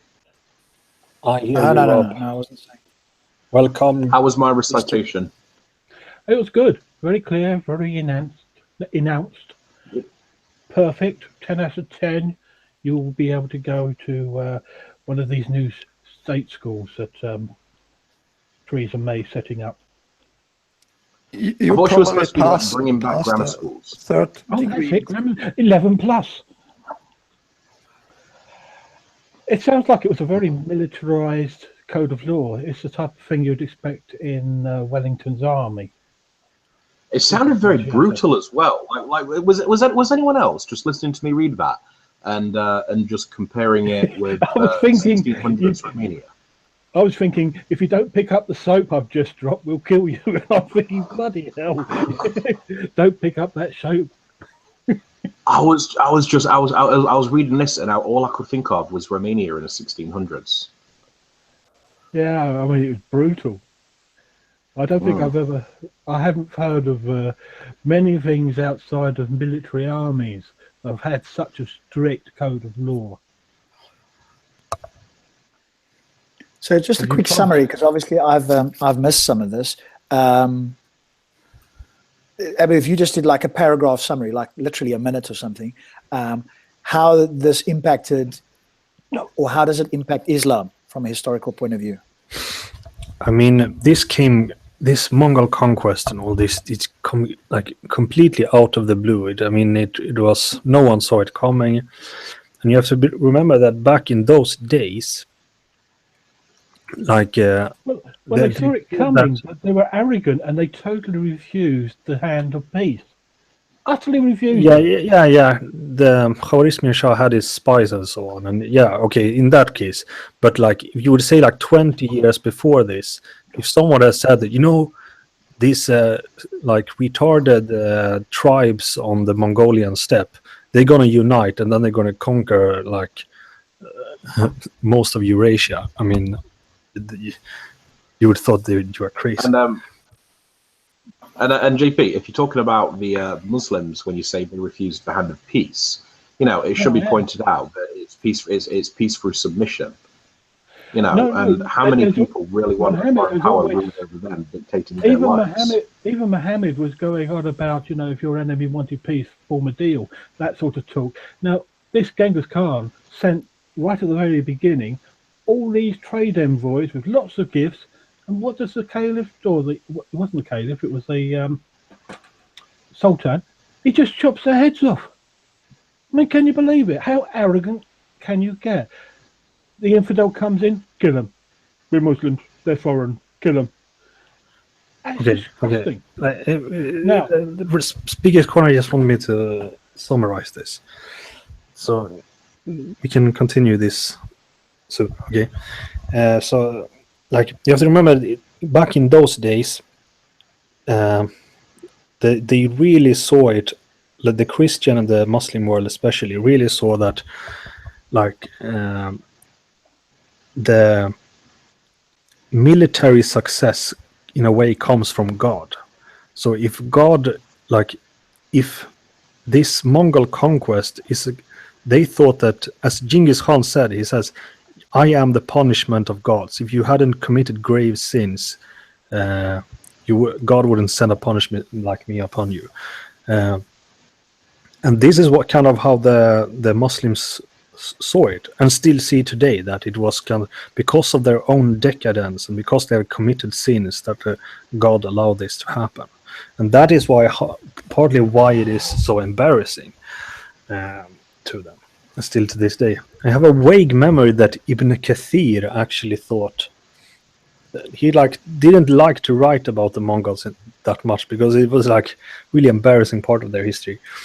But that he thought that the Mongols literally were Gog and Magog, as mentioned in Surat al-Kahf. What's punishment? That they were Gog and Magog, Yuj and Ma'juj in Surat al-Kahf, that Dhul Qarnayn built a wall against. Yeah, But I have a vague memory. I mean, it might. armies of the apocalypse, aren't they? Yeah, so I might remember this wrongly, but I have a vague memory that Ibn Kathir said that he thought that the Mongols are Gog and Magog. But anyway, so this is a huge embarrassment. And as you say, it's important when it comes to Ibn Taymiyyah, because as Raven read about Genghis Khan's Jassa law, that it's a rivalry law to Sharia, and that you can't Abu add me as a chat moderator so I can post the highlight, please. How do you do that? Did the Mongols employ anything that sort of gave them like a fear tactic? Is there anything they did to sort of cloak themselves in like a supernatural element? Oh, they used to use the troops of the captured armies to put them before them, so the captured armies would be attacking their own forces. He would send things like cut off heads over walls so as to infect people with plagues. Oh, they were working on Chinese terror tactics that had been forged over thousands of years. They had access to all that knowledge. No, what I was asking is if they did anything to clothe themselves with myth, like like some famous pirates. I think it was either Blackbeard or Bluebeard. He used to put fireworks in his beard so it looked like he had like a flaming head. There were certain priests and druids in Britain when Romans would conquer them, and they were so terrified by what they saw because they painted their faces to look like demons and acted wild, and like they thought these were supernatural threats. And I'm just wondering if the Mongols had any sort of fear tactic where they'd sort of just try and mythologize themselves. No, not using magic. No, not actual magic, but like the appearance of it. Like Batman, like one of the things that makes. They didn't even wear Viking horns. They didn't even do anything like that. Their fear tactic, their only fear tactic, was to run in, hit hard, and run away. What are you saying? Are you talking about Vikings now? War paint or anything designed to put fear into the enemy? No. That's quite interesting. That is. I mean, particularly if they thought that the Mongols were Gog and Magog, because like Gog and Magog, if you think about what Islam says about them, I mean, I'm not even sure you can consider them to be human. They're so powerful they can tear down an entire wall, which magically rebuilds. They'll escape and drink dry an entire river. I mean, these are like. It's sort of like it's a very mythological thing. It sounds kind of supernatural. Yeah, I mean they can't be Gog and Magog because Gog and Magog is like all these things that like the Antichrist, Masih Dajjal, and They are Gog and still Magog. trapped. Just make it sure they are still Yeah, trapped. they are still trapped. So if Ibn Kathir said that, that is wrong. But I can understand why he said that, because the description are similar, like the destruction that they lived through, and all the death and the fear and the So that comment about sending severed heads over the wall, not just as like as a scare tactic, but to actually spread disease. So that was like so that was basically a type of germ warfare. Yeah, very early germ warfare as practiced by the Chinese over a few thousand years earlier. Hmm. You must remember that the Mongols invaded China and they picked up all the information the Chinese had. And the Chinese have been fighting for a united China for thousands of years before the Mongols turned up. They had a vast amount of knowledge. Well, I think one of the things to question there would what exactly would the caliphate do with severed heads? Like, would they just touch them? Would they leave them, or would they try to bury them or burn them? I mean, wouldn't have just left scattered heads around. And I mean, if they were diseased to the point that as soon as you tried to pick them up to do something with them, this actually successfully spread germ warfare, then that raises a number of other questions. Gentlemen, about the particular circumstance. Gentlemen, Saracen has joined. Mr. Saracen, welcome to the Jinn&Tonic show. Hi, good afternoon. Hey. Good evening, everyone. Even. I hope everyone's well. Just make your mic a little bit louder, Saracen. I'm going to try my best. Wait a minute, I can make Can you hear me? I can hear you, but you're a bit soft. Yeah, I'm sorry. I don't have my normal mic with me, unfortunately, today. So I'll have to try to speak up as best as I can. Interesting show. I definitely agree that the Mongol invasion is probably the worst invasion in Muslim history. I don't think the Islamic world or the Muslims in particular have really fully recovered from it, especially the school that I follow, which is the Hanafi school of thought, which is the largest school of jurisprudence in Islam. That covered mainly the Baghdad area. It also covered the area of Samarkand, Bukhara, that sort of. What do you mean? That northern Russian. It would have covered Egypt as well. No, Egypt was more Maliki. Is that whole Turkey? Well, no, just talking about Maliki back then. So basically, if we look at the great centers of Hanafi learning, particularly in what we call now Uzbekistan, Kazakhstan, Tajikistan, that sort of area, that was one of the greatest centers of. It's like completely decimated. It's never really fully recovered since then. So you're saying Baghdad also was a great center of learning.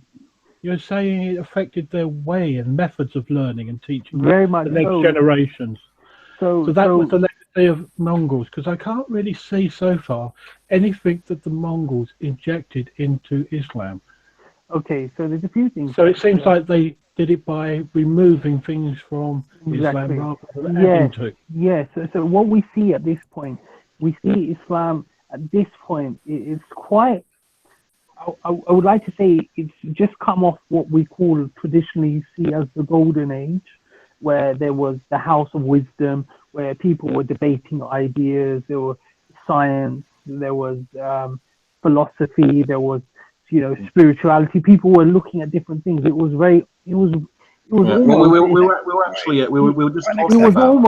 almost open-minded at the time, like compared to what we see today, because there were harder questions being asked. There was places where people could debate, discuss things rather than chop people's heads off. I'm not saying that it didn't happen, it probably did, but I'm saying it wasn't as harsh as it was today, because there was a much more civilized society at the time. Saying, how about this theory that I've got, that possibly because the Mongols said, we are your punishment from God for sinning, the Muslims said to us, well, what are we doing that are sinning? Well, we're looking into science. Is that a sin? And, Oh, we and better that not sin no more. I better not do science. exactly, and I think you've got it spot on. And I think Abu will probably discuss that with the rise of Ibn Taymiyyah. What the Hanafi school, out of all of the schools, is the most rational school. Yes, there's Qur'an and Sunnah, but it also puts a lot of emphasis on human sort of interpretation to that. And it says things can be discussed. It could be figuratively. It could be, it could be. It's not. It doesn't take things literally. It also looks at people's culture and takes into accommodation from that. And within the Hanafi school, there's many schools. There's many like kind of debates within that. But there was many books during this time that have been lost. So, for example, it says that when the Mongols went into Baghdad, that they ransacked the libraries. There were thousands upon thousands of books. They threw them in the Tigris River, and the river ran with black ink for months. People could walk across parts of the river just standing on the books because they completely decimated the culture. And it's something that you said, Raven, about the terror tactics that the Mongols used. I think a lot of empires, the Vikings included, they do use terror tactics. I mean, what the Mongols were known for was to pile up skulls and make them into pyramids. And then when people would just enter a town, they'd be completely Okay. You're talking. First, I would to ask, when was this golden age exactly?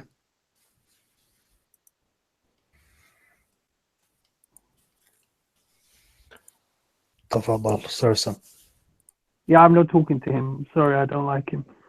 No, I refuse. No, I'm sorry. So I just feel this guy is incredibly disrespectful. Repeating. I'm happy to speak to. I'm happy to speak to anyone else. I'm not. Okay, so just to repeat you, I mean, you have no clue what you're talking about. Something about the Hanafis, and you focus on the Hanafis. That is your only main thing.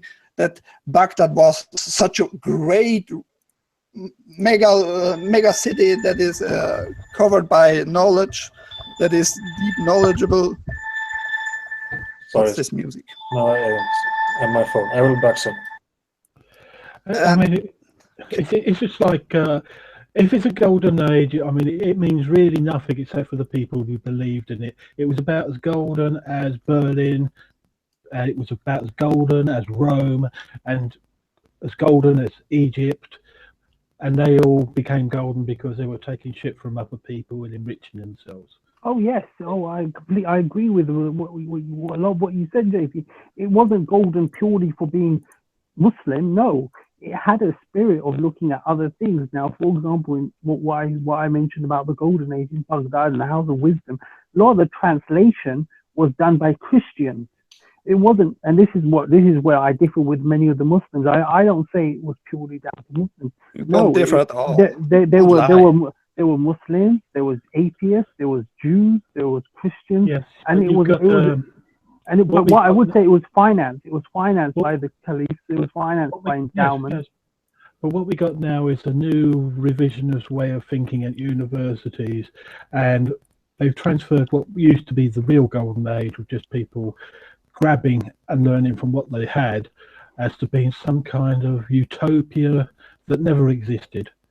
Yeah, the whole history of Baghdad, I agree with like 400 years of war, and I counted it. You had at least, let's say, 30-40 years of peace in this whole time, and Baghdad was only more peaceful than the surrounding area because it was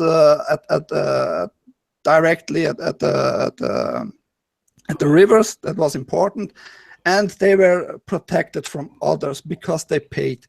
But after they had no money at all, the protection was gone. That's why the reason the Mongols did invade, and then the Abbasids didn't care really anymore and just let it alone. So I mean, this whole legend talking is so stupid by Saracen, and he doesn't want to talk to me because I'm so disrespectful to him and his feelings. I No, I'm gonna be disrespectful. Saratan, you said that they were Malikis in Egypt. Are you sure about that? No, I would say there was a few things. I think in Egypt, I think there was a Fatimids originally, and then they were taken over. Then it was between like Malikis and Shafis, mainly, from my understanding. I could be wrong. I thought they were Shafis already. Yeah, there was. I mean, I think the Maliki school was mainly in North Africa, but there was large parts of Egypt as well. Yeah, there were more. There were probably a lot of Shafis as well. Okay, Mr. I Am has joined. Do you want to add anything to this discussion? No, it's just me. I just joined on the phone now because I couldn't get through on the other one, and the other one was there, and I'm on the phone now. I like your picture. Oh, stop. Saracen, I've got a question for you. The Golden Age is talked about, and I'm not going to suggest that you're saying this, but I've heard this from some Muslims, that the Golden Age was the Golden Age, and it somehow suggests that Muslims were superior, or whatever the case may be. And let's assume that were the case, and obviously many of the panelists here would probably disagree, and that's fine, and they've got probably some evidence, etc. Let's assume that it was true, that in fact there was some kind of Golden Age, and they advanced algebra, etc., etc. My question to you is, in what way did the Quran or Islam actually assist with that? Because if we look at what they did, as far as I can see, it had nothing to do with Islam or the Quran. So they were essentially doing what, let's say, Newton did. He didn't go and look at the Bible when he worked out Newtonian physics, for example. So it had nothing to do with the Bible. It was like the antithesis of the Bible. So my question is, was there any influence, in your view, of Islam or the Quran on these people? And if so, have you got evidence for that? Because it might have just been that they were good thinkers of the time and they departed from religion and they just used their brain and looked at the physical world, which of course has nothing to do with religion. I think that's a really good point, Rob. I'll answer that. Just to answer the first bit of your question, and to answer the second bit of your question. I remember when I first came on the Jinn&Tonic show, I made a few statements about the Golden Age, etc., and I think Stops questioned me on it.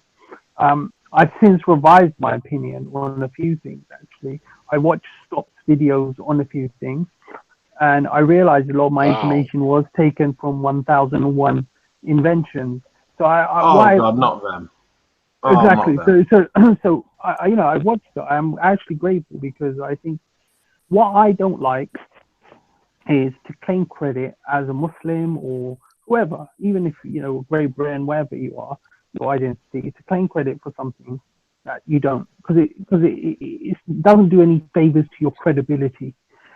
So what I would say is that, I do think Muslims contributed towards world history, absolutely, and I don't think that contribution should be taken away. To what degree is it because they were Muslim? I think there is something in that. I think certainly if we look at Baghdad and Kufa, it is a place of learning. We have to kind of break that down. That might be, it's different from Arabia, where things are less, let's say, civilized, or the lifestyle is different. As a bad Kufa, it was born out of the Persian Empire, the Sasanian Empire, which was already a very intellectual sort of, the Persian Empire was there for years. Now, the Hanafi school of thought, which is my school of thought, which is a very rational school of thought, that was a major player in that, and there was numerous other schools within that. Now, there is something that says, from the Prophet ﷺ, seek knowledge as far as China. And some people like the Salafis will say, oh, they will say, Raven, let me finish. There's also something that says knowledge is the lost pillar of the mu'min. So wherever he finds it, he's more entitled to it. That for me is the key hadith, because what it's saying is that, in Islam, we believe that there was 124,000 prophets, maybe 315 messengers. There is some debate about that. But we believe that since the time of man, since Adam... Shouldn't you say, I believe it, instead of every time? Please allow me to finish. Since the time of man, humans have been on this evolutionary journey, and there's been some great humans, be it Hindus, be it Brahmins, be it Christian, and they've all contributed to it. We believe that many of those great wisdom, like in Speaker's Corner, Rob, you're probably there when with the Kemet, they talk about Egyptian wisdom, which is absolutely fascinating. Perhaps that could be a future show as well. But I'm really into that because I believe that we have someone called Luqman. Luqman was called Luqman the Wise in the Qur'an. So that he's said to have influenced many of the Egyptians. There's a lot of writings about him. He's said to have influenced many of the Greeks. So when I think of that hadith, seek knowledge, as far as China, but when I consider the other hadith where it says knowledge is the lost pillar of the Muslim, wherever he finds it, he's entitled to it. I feel that that's the spirit that they went in there. Also, you have to understand that this was a place of Imam Ali alayhi salam. He was an incredible genius. He was incredibly wise. If you read some of the books and his sayings, it's very, very deep. And this was, and he was, he was an intellect. He was around that area. So these are sort of things that kind of influence that sort of part of the world, I would say, compared to other parts of the world. Then we have, obviously, it was a rich empire. There's a lot of money there. There's endowment. And they borrowed upon the Persians, and they borrowed from the Byzantines. We know the Barmekids, who were a Buddhist dynasty. They were the chief advisors to many of the caliphs. They were they took the rules of like the Barmekids, and they advised them, and that's why there was a lot more tolerance there. But yeah. I'm just going to say, as far as your first point goes about the hadith saying, seek knowledge as far as China, I've actually looked into that, and I'm fairly certain that's a fake hadith. I don't think it exists. That's what the Muslims contributed. I completely 100% agree with you. During the Islamic Golden Age, the Muslim thinkers contributed and expanded a lot. And they wrote fantastic books on medicine, on stargazing, and you're absolutely right. They should be acknowledged for that. But I don't think for 1 second that they did that because they were Muslim, any more than I think that Einstein was able to discover relativity because he was a Jew, or Aristotle was such an amazing scientist because of his belief in Zeus. This is just, I think, part of being human. And I mean, just speaking as a human being, I claim it all as my legacy. Whether it's Muslim, atheist, Christian, Jewish, it's human. I'm human, so I'm happy to claim it. But Raven, you can't do that. What you are doing now is falling for the propaganda. This is exactly the point. There is nothing. There is not a single invention. There is not a single discovery. There is nothing at all that came from anything from within Islam. And the second thing is the books that they wrote were pitiful. I mean, if you look at Ibn Sina, everybody says Ibn Sina was such a great guy and he wrote this great book that was used for 5 centuries and all that shit. No. Look at the humors. Look at all the... I mean, he thought honey could cure tuberculosis. So you need to understand what was happening. You need to look at the contents. You need to really read the text and see the nonsense that they were writing, which today gets covered up and plastered over with some of the facts that are actually... I will admit that my knowledge on this leaves a lot to be desired, but I didn't actually say there was any new wonderful inventions that could only have come because of Islam. Yes, you did. All I said, they wrote brilliant books. Was contribution, which there was. I thought they were supposed to have had poetry. I don't know if it was... Yeah, there's some amazing Islamic poetry from the time. I mean, some of my favorite poets are actually from Persia. Around the time of what's called the Golden Age of Islam, some amazing poetry. Yeah, we're talking science. We're talking Khwarizmi. We're talking Hayam. We're talking, the knowledge aspect. Yeah, And well, this the does golden not age is exist. more That's than the that. point. A golden age has to be more than that. It has to be also the arts. It's not just the physical. Yeah, I think you have to be a bit more specific about what the golden age entails, rather than just saying a Exactly. blanket term, the golden age. Because if it just entails poetry, then fine. But if it entails science and other things, then, as Stops quite rightly says, then we need to investigate that, because anybody can say poetry is good. That's a subjective thing. But with the science, we've got empirical data that we can test, whereas some of the arts are just subjective. So I think you've got to be a bit more I specific. would say it was more of a baby age of Islam, because they were starting to think about this new theology and experiment and make it work, so to speak. Well, No, the that's case in confused. this golden age things came up in the Islamic world, to say. I mean, at the beginning, Baghdad was formed. It was this also called the city of wisdom and the city of knowledge, etc. And this started good, as long as they had money. That's the crucial thing. After a certain time, they couldn't pay off their soldiers to just to protect them, and they had even to give the Turks more or less land and their own authority, and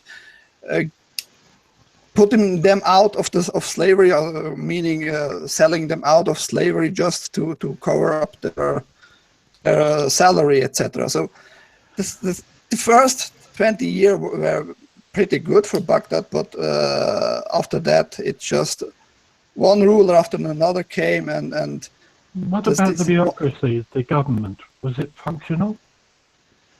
Well, yeah, more or less this was functional, because the in later about the 10th century to the 13th, or let's say the 11th century, the how they are called in English, the Uyibs, or I think it's the right word. They were the royals in Baghdad, more or less. This royal little dynasty. They were the government, and they looked for the city and looked that it worked, etc. But they pretty much were just ruled from one to another, and they had to obey the rule and pay taxes to them, and in exchange they were protected by they pretty much. Baghdad was all the time a vassal state, and they had just to look for money. And if you don't have money, you can't build much streets or literal infrastructure and schools, etc. I mean, those were well built at the first 20 years and were established, and later. I'm just trying to wonder if the establishment was better or worse than what the Romans had. I wouldn't. Well, an interesting thing there is if you actually look at criticisms from Muslims at the time, what today we might call hardliners, against what's collectively known as the House of Wisdom. Some of the criticisms that I've actually read from the time are just blasting it, because they're talking about pagan practices, they're talking about this, they're talking about that, they're blaspheming. So if you actually just look at the criticisms from what today we will call hardliners, it does see that it does sort of paint a picture of the House of Wisdom as being, well, pretty much like Speaker's Corner, I guess. I think there's also the fact is, this was a time where Muslims would philosophize. This is a time where some of the thoughts, I think Ibn Sina has been mentioned. He's seen as a heretic. Yeah, and like dare to ask questions. They would dare to ask questions. There was Ibn Sina, Al-Farabi. I mean, I admit, as a Muslim, a lot of the information they got from Aristotle and Plato and many of the Greeks, and but traditionally, great civilizations are often built on other civilizations. I mean, I'm with you, Raven. I believe this is a story of human history, and I think the Muslims certainly did play their part.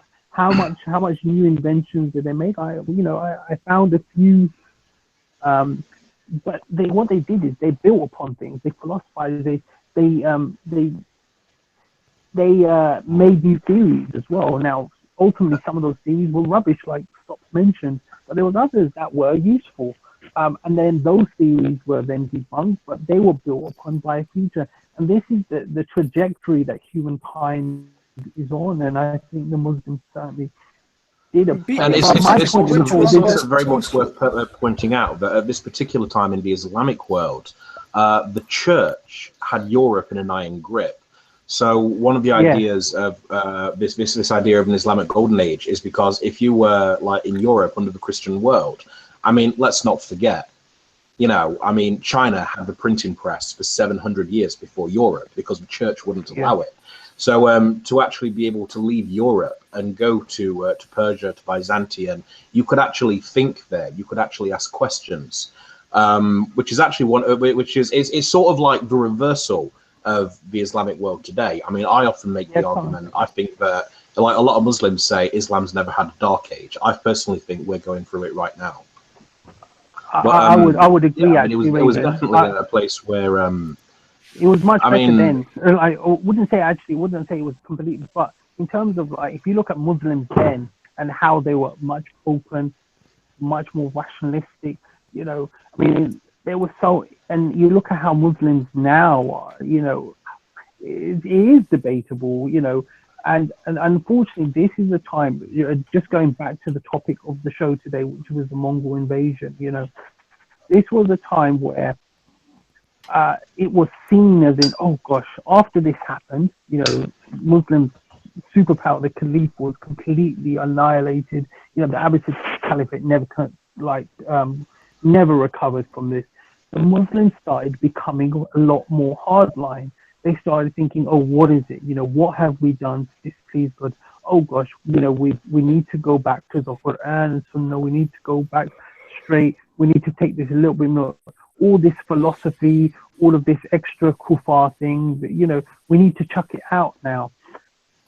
I sort of disagree with you in a way. Like, I kind of agree with you in a way, but I kind of disagree with you in a way as well. There's if anyone knows the name, that'd be brilliant. But if no one knows the name, I'll try and look it up. But there was this bloke, and he was like a Muslim intellectual. He was very, very influential. I mean, just to make a comparison, he was kind of like he was to Islam, as far as influence goes. He was to Islam what Augustus was to Christianity. Al-Ghazali? Was it Al-Ghazali? You're probably talking about Ghazali. Was he the one who made the argument that mathematics? Yeah, but he was later argumentatively killed by Ibn Rushd. This is the whole point, because Ibn Ghazali is being credited with destroying the golden age of Islam, because he said, look, the science is all good and well, but it can't prove my soul and it can't prove my God. So let's forget about it. Let's go back to what Sarasan just said. Let's go back to the Quran and stop thinking about all this scientific nonsense. Well, I may be thinking of someone else. Who was that thinker that basically said mathematics was a tool of Iblis? No, that was Ghazali. That was Ghazali, who was later then contradicted by Ibn Rushd. And this was of the philosophers, the thing of the philosophers, and then there was the philosophers of the philosophers of the philosophers. So this was brilliant. Because it was pretty much that eventually led to like the dumbing down of Islam, wasn't it? Correct. That was Ghazali. And I think here's a key point. And if we look at what happened there, so we have Al-Kindi and his student was Al-Farabi, and they were what we call Mu'tazili, the rationalists, as you call it. Now, Al-Farabi then had a student, I believe it was, I may have missed someone out, but I believe it was Ibn Sina, who was an Hanafi, who was a great mind. I mean, the guy was a complete genius. He by 11, 12, he was a child prodigy. He came from a very rich sort of family, but he was quite arrogant as well, And then what happened was Al-Ghazali came along, and and there's new research coming into this, by the way, why he wrote this book. But basically, he wrote an incoherence of the philosophers. Thank you. Yes. And then what happened with that was the Muslims started reading that Al-Ghazali is called Hujjat al-Islam, the proof of Islam, but and this goes back to the madhab issue. You know, the Malikis and the Shafis and the Hanbalis took him on, whereas the Hanafis, you know, because of the Mongol invasions and the power, they never really defended his thought. Now, Ibn Sina, then we go into Spain, and Stocks, you could probably help me out. I've got the gentleman's name who wrote the Incoherence of the Philosophers. Was it Ibn Rushd? Yep, correct. Yeah, so Ibn Rushd wrote that. Now, Thomas Aquinas read that, and there was a whole school of the Ibn Rushd sort of school. And Europe at this time started reading these kinds of... It was like a predecessor. Yeah, so Europe started reading these philosophical books, and they started debating these issues. So the issues there, just general questions were allowed to be asked, things were allowed to be questioned, and that kind of spirit helped with the Renaissance. Whereas for Muslims now, it was, oh my God, that's completely haram, it's going against the Qur'an and Sunnah.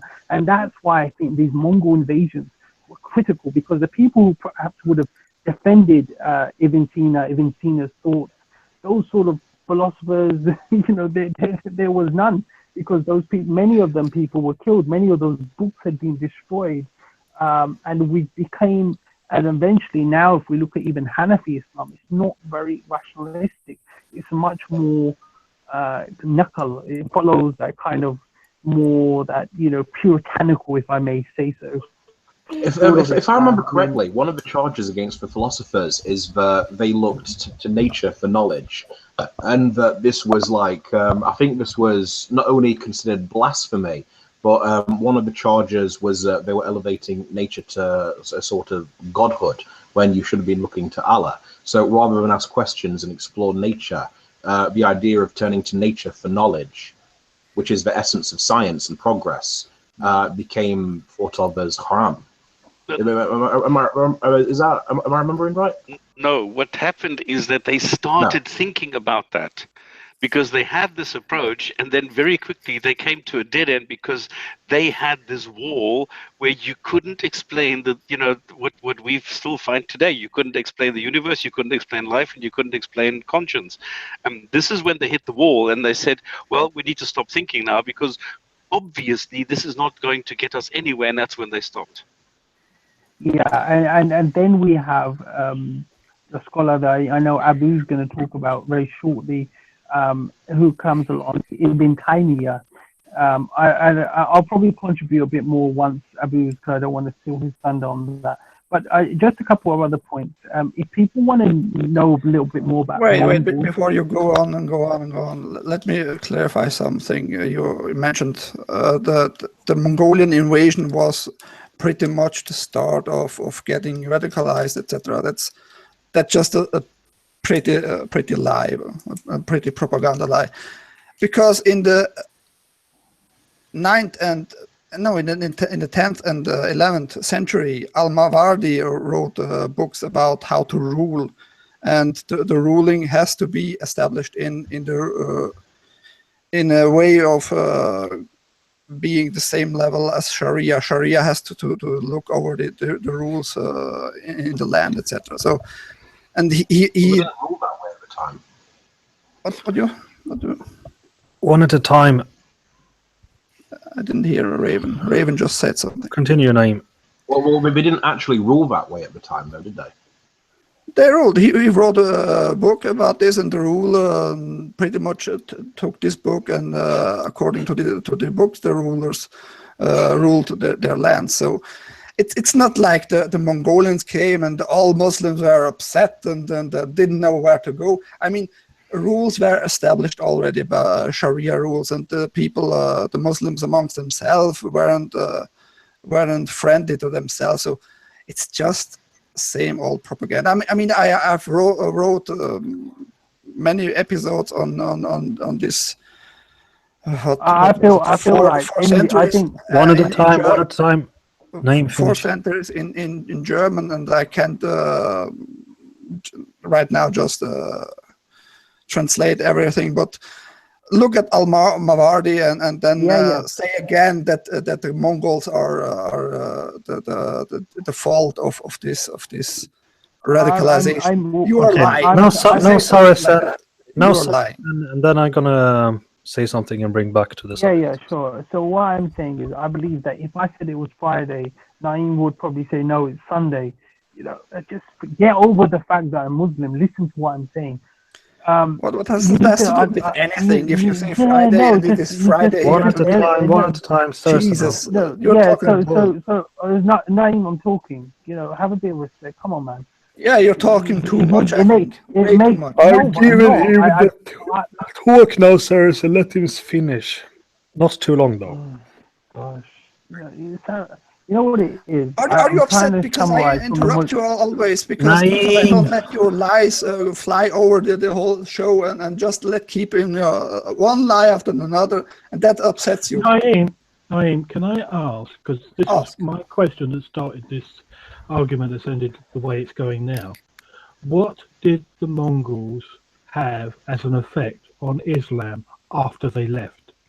And what Saracen was saying was they killed various schools of thought and left schools of thought which have reshaped Islam into what it is now rather than what it was before the Mongols. What are you saying the Mongols did? Well, the Mongols, as much as I read history books, I can say that they cared pretty much about theology and religion in general. I mean, they came in, they looted, they killed and plundered the lands and burned down many lands. And they didn't care about really philosophical ways and thinking schools, etc.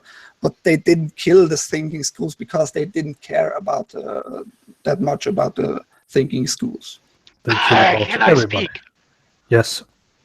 The question that I would like to ask, is there any way of establishing whether the Mongols in any way came and left anything in the way that the Romans did? Because the Romans established some sort of administrative I don't know, what would you call it, environment or some sort of administration. They had books, they had records, they raised taxes, they did all sorts of things which led to a civilization. Did the Mongolians did anything like that? Yes, well, or I don't know if they did it consciously, but the Mongolians loved trade and they loved business. They were very practical. They were all for dunya, so to speak. So they kind of reopened the road between China and the West. So the old Donald Trump. Yeah, I mean the part of the earth that probably has most to thank for the Mongol conquest is probably Europe, because of the Mongol conquest, and also the most to hate, because the Mongol conquest probably brought the Black Death to Europe also. But one thing that it did, that it kind of reopened the trade links between Europe and China, and all the Chinese technology went to Europe. So Europe suddenly become much more advanced. So I think the part of the world that's most to thank for the Mongols are Europe, actually. But so that's but you have to remember, you're talking about the golden age of Islam. The reason why the Mongols, why it was so easy for the Mongols to conquer westwards, was because they had been fighting the Chinese for so long, and the Chinese had this divide and conquer strategy, so they wanted the tribes to be disunited. But then once they united, they had been fighting the Chinese, and the Chinese was the most advanced civilization, I would say. They had the most advanced technology. They had very sophisticated military tactics and all this.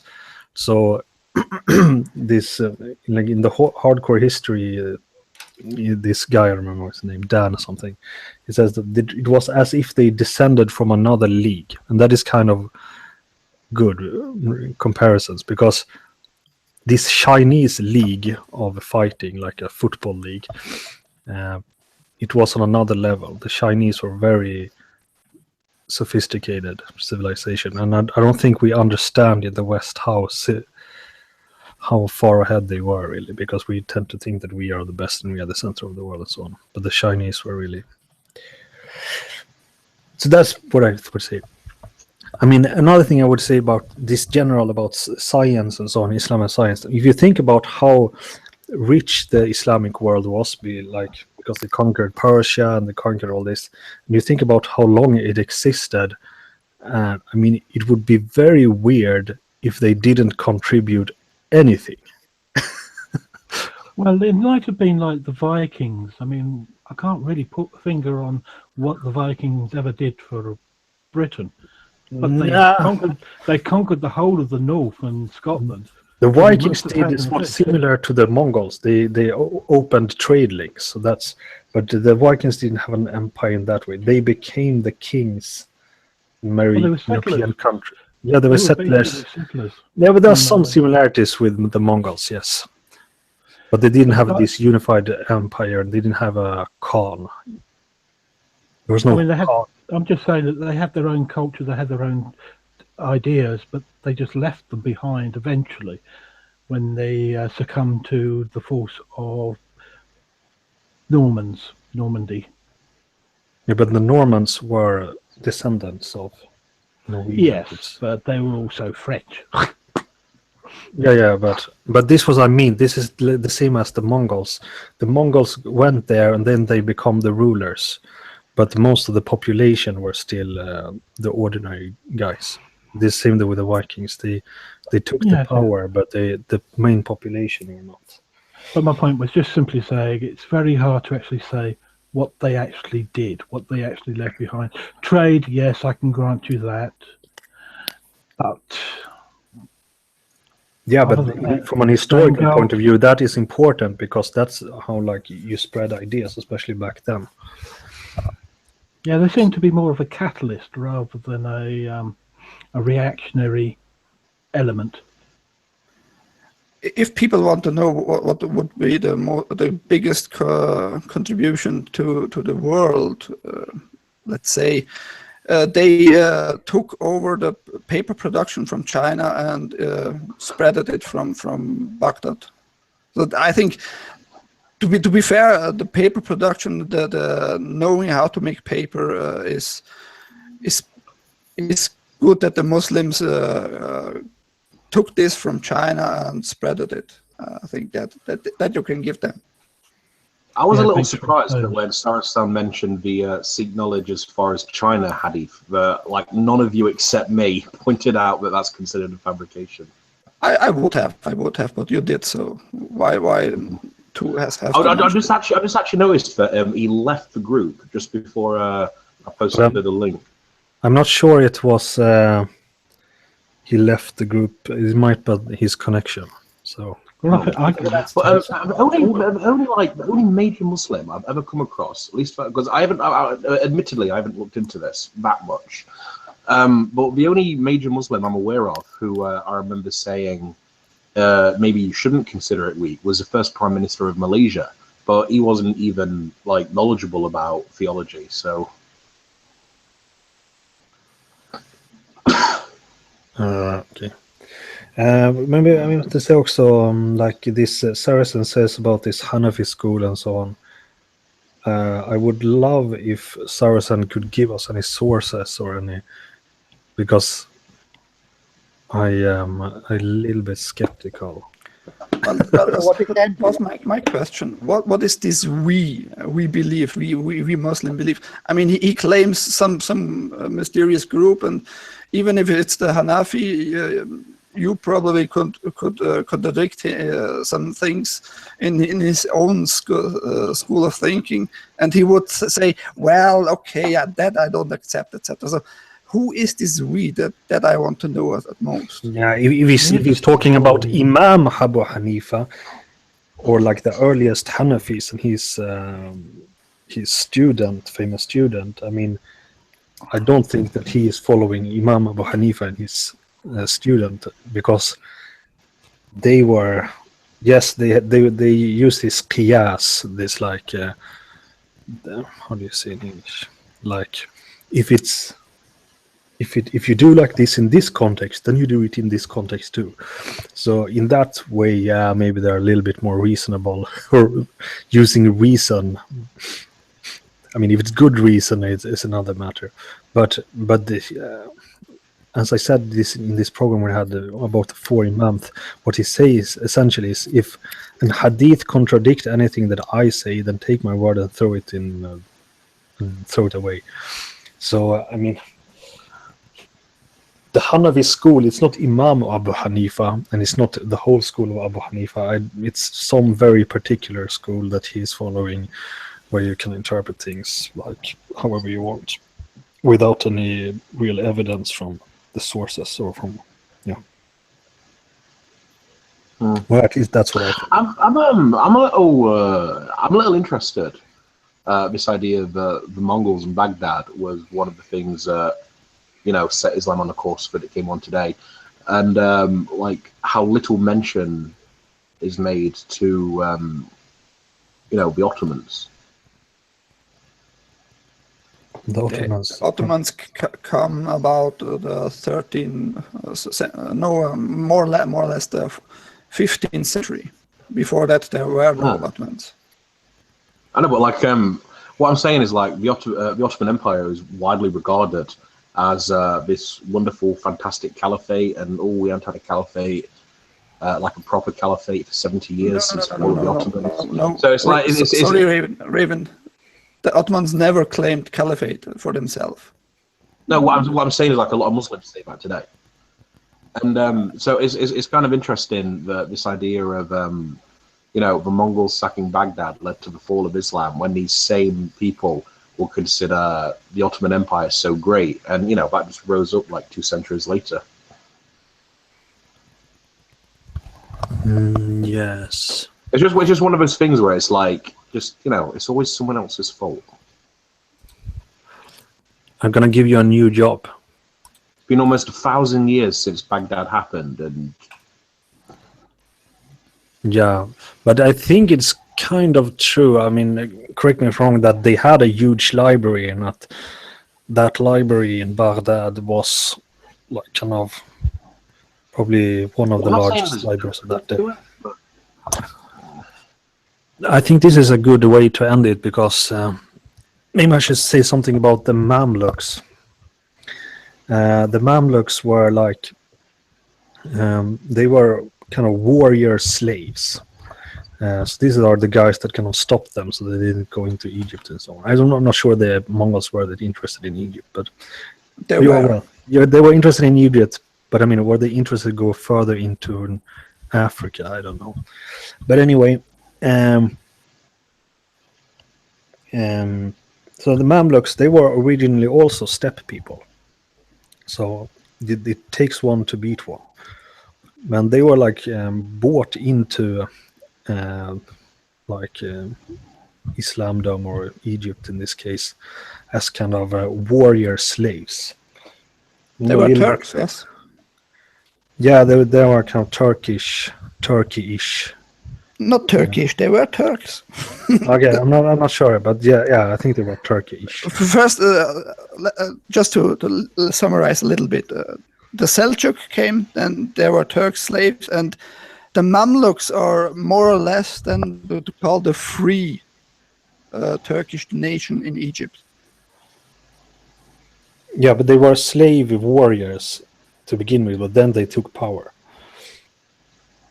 The slaves were the Seljuks, and of these Seljuks came then the Mamluks somehow like a metaphor, not metaphor, but like a change in their history.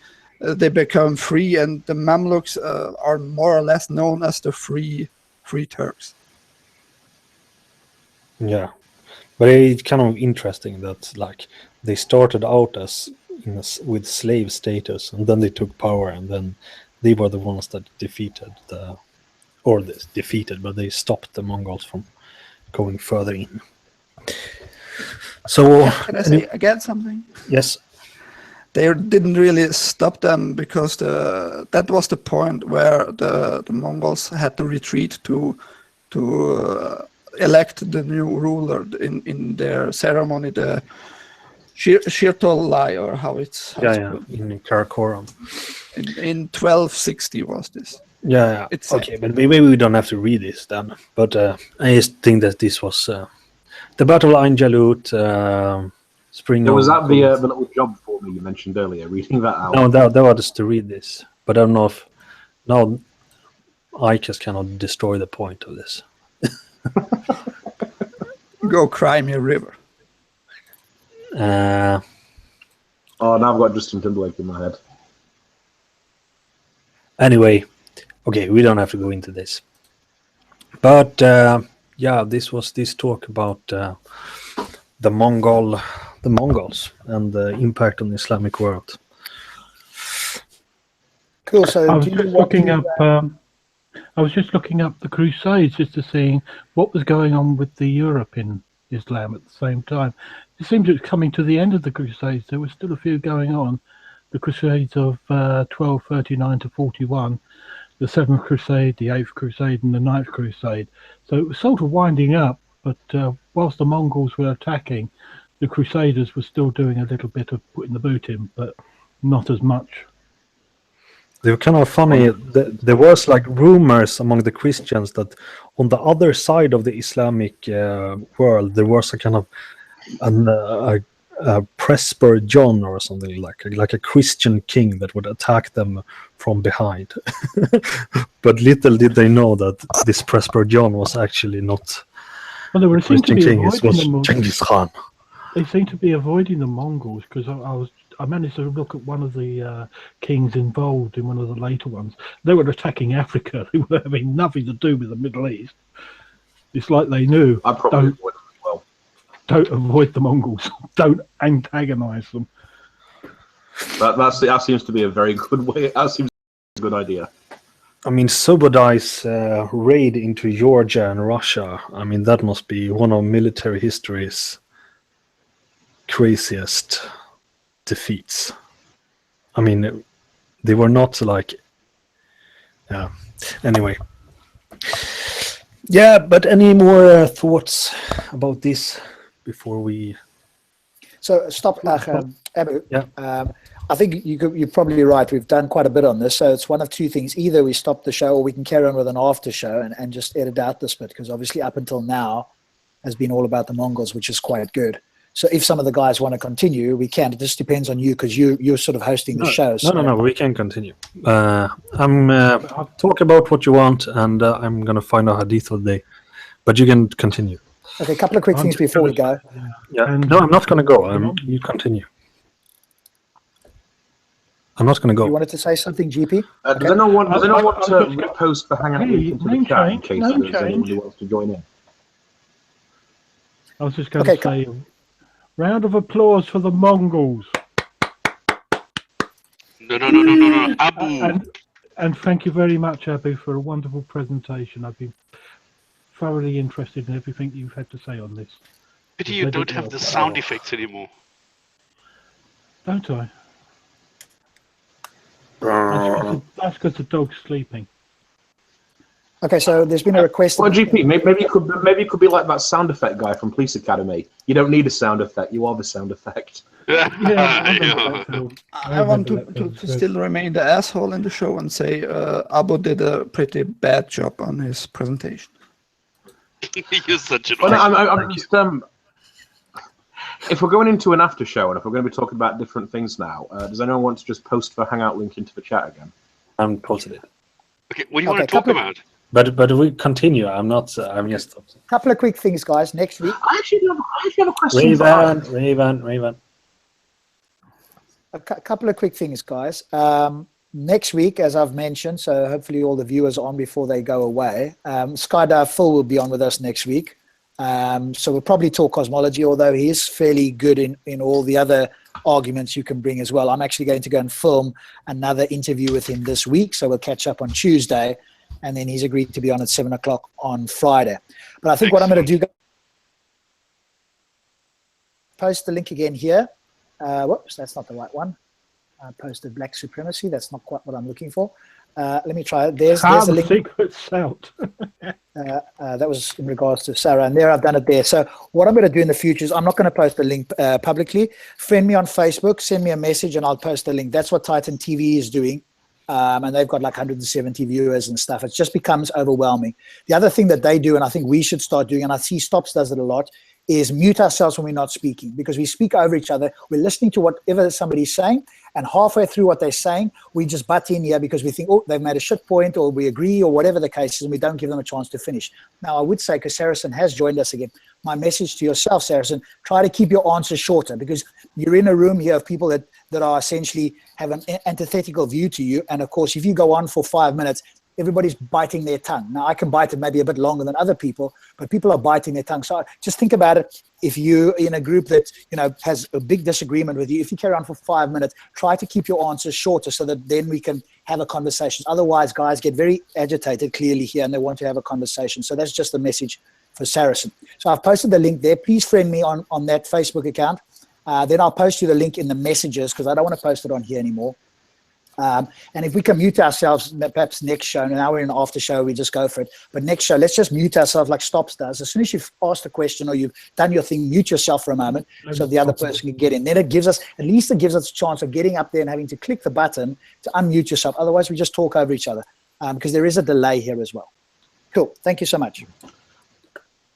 Quick question, Rob. Go for it. Hello, Rob? Yes, I'm not on Facebook, so could I just IM you on Skype? Yeah, you pull me up on Skype. I've friended you on Skype. I'm not going to do most people on Skype because that is my private Skype. I'll do a couple of the guys here that I know, obviously. But for everybody else, just friend me on Facebook. Saracen, if you friend me and everybody else, just friend me on Facebook. I think we should keep private life separate from, you know, this sort of thing, unfortunately. But yeah, you can send me one. Everybody else just friend me on Facebook. I've got Stops and I've got Raven. And Abu, if you're on Skype, you can add me as well. Everybody else just grab me on Skype. I always pick up the Facebook messages as well. I think that'll just be a little bit more control over it. And if we can then mute ourselves, then at least one person gets to speak. But if, as I say, then, you know, perhaps Abu and I can jump in if somebody is giving a long recitation and go, hey, you know, 2-3 minutes, 5 minutes or longer is a long time to wait for somebody to finish.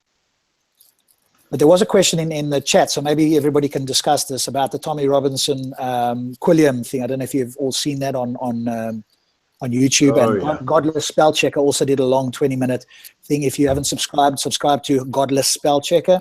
He did a bit of a review on it, but that was a question that somebody in the chat asked about and said, can we discuss that? Go for it. Can I just quickly just make a point? I was just going to make a suggestion actually in regards to the show. If people want to find out more about the Mongols, there's actually a really good film called Mongol, and that shows the rise of Genghis Khan. It shows the rise of the tribes, how he united them. It's actually a really interesting film to watch. Another thing that I may suggest is there's a series now on Netflix called Marco Polo. So if you want to get some more information about how the Mongol were, their culture a little bit, I think that does a fairly decent job as well. It talks about the Mongol invasion into China as well. So, yeah. If you want to read, I'm not sure I'd agree with that. I mean, Marco Polo is like the writers take a lot of liberties. Raven, there's another book or a book series by Con Igelden. I'm not sure they are like completely historically correct, but he gets a lot of historical things correct there, and they are very entertaining. Con Igelden. Like several books. Yes. Yeah, and also I want to say I completely agree with what Rob says. I think if you look at how Titan TV run it, it's a lot more organized there. I do feel sometimes we do lose control here. I myself, obviously, I sometimes I do. Admittedly, I do give long answers. In the start of it, I was talking about the impact that it had on Hanafi Islam. Now, what I obviously I could give half an hour hour talk on it. I've tried to summarize it, but in between I do get questions. Now, when I get questions, sometimes it's not always sufficient just to give a one-line answer, you know. And then in between those questions, I get further questions as well. So I completely agree with that. If people could just mute their mic, you know, allow people to it's just common courtesy. Let people finish what they're saying. They might even be agreeing with you. you know. And if they're not, then, you know, it's up to the moderator, in this case Abu, to tell them that's it, you know. And I think that's what happens with Tyson's TV. They give people a reasonable length of time, people are allowed to finish their answers, and then, you know, he moderates it and asks the relevant questions, and I think that's really a great format to proceed with. I think, well, I think one of the things Saracen, about letting someone finish, if you have a long answer, is of course if it's like if the basis for what they're saying is false, then you know you're just kind of letting them run from a basis that isn't actually factual. So isn't it better to just like sort of interrupt and say, actually, that's bollocks? No. Now remember the thing. Remember what we're doing here, guys. It's not just a conversation between the five of us. There's viewers as well. So in order for the viewers to get a sense, even if it's wrong, you might know it's wrong, Raven or Ike or Stops or whatever the case is. You guys all know it's wrong in your minds, and maybe you're actually justified. You probably are. But the viewers haven't heard it. So let Saracen say whatever it is, as long as it's not a long monologue. And that's the other thing, Saracen. Replay in your mind the question that's being asked, because that'll keep you on track. I notice a lot of people here, and I sometimes do it as well, we go off track because it just becomes like a train thought. Re-ask the question in your mind. What was I being asked? And then, you know, then it'll keep you on the track. And that'll just hopefully keep your answer a little bit shorter as well, because at least if you give one thought or one point, then we can discuss that, and then you can move on and go, hey, but I didn't talk about this. Because if you do make 5 points, then the guys are going, oh shit, now he's made 5 points, I don't know where to start. So keep it at a point of time if you can, and then it just makes the discussion a bit easier where people can jump in, you know, and have that discussion. Speaking of, so we did get an actual question. Rob, also, I think that's actually quite sound advice. I think what's happened initially, obviously we've had an hour-and-a-half show, you know, and I feel that there's been a number of points that were missed. So I was trying to summarize that, and in between, you know, I'm glad that Raven sent me to this thing, because Raven, you know, sometimes he asks me questions also and Raven, don't come on the show if you're stoned, mate. You know, I mean, I like you, but sometimes you do come on the show and it just completely. I'll give you an example. The hadith about China, yes, agreed. Some people have said that it's a weak or fabricated hadith. In the Hanafi school of thought, it is not a fabricated hadith, you know. So that's my understanding. That's what my teachers have taught me. And that's what I'm trying to show people, that there are many different, it's not just, we can't just accept Islam as the Salafi version of Islam. So, yeah, I'm happy to talk about moving on to the Quilliam incident that's happened with my friend Adam Dean. Yeah, that you guys start that. I just think we have to have some order, and you have to like respect when the moderators say, now it's your turn, don't take too long, can you finish now? Then you do it. You see what I'm saying? Hands up who actually knows what happened. I know as far as before the incident what was going on, but who else does? Sorry, what was the question? Regarding Tommy Robinson and Quilliam, why and what happened? I'll post you a link. I'll post you a link to Godless Spellchecker's review of it, which is like 20 minutes, where he gives a few views, which I thought was reasonably fair. And then have a watch of that. I can give a review of it because I was watching it happening long ago.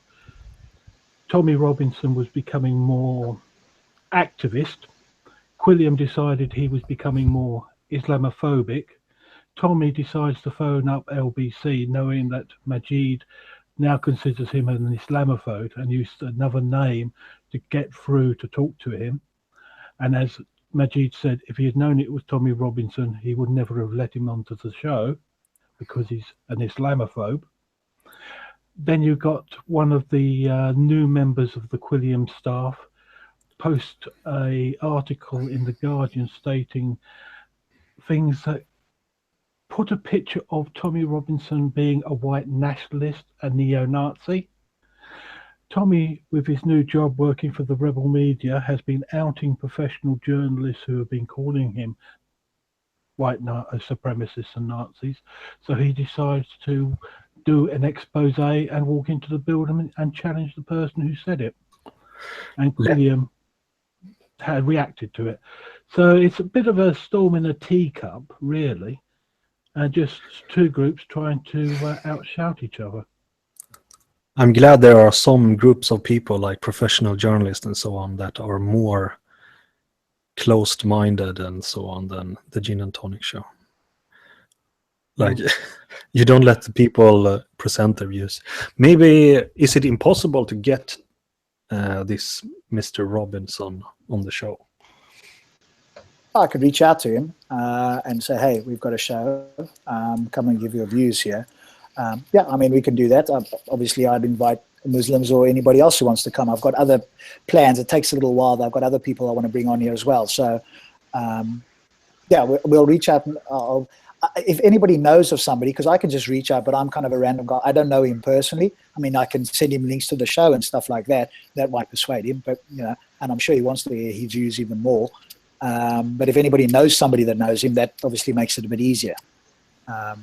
Anyway, I know, Rob, sorry to cut you. I know Adam Dean, who's the director of Quillim, quite well. In fact, he's a good friend of mine. We often go shisha together. I have coffee with him. Yeah, he's the one that kind of radicalized me when I was younger into radical kind of Islam. Well, he helped me with Anjam Chowdhury and stuff like that. So I've known Adam quite a while. Just a few comments on the Tommy Robinson incident. Tommy Robinson is a master of using media. I mean, people think that he's just some sort of, you know, this kind of working class kind of guy that doesn't know anything. He's actually incredibly smart.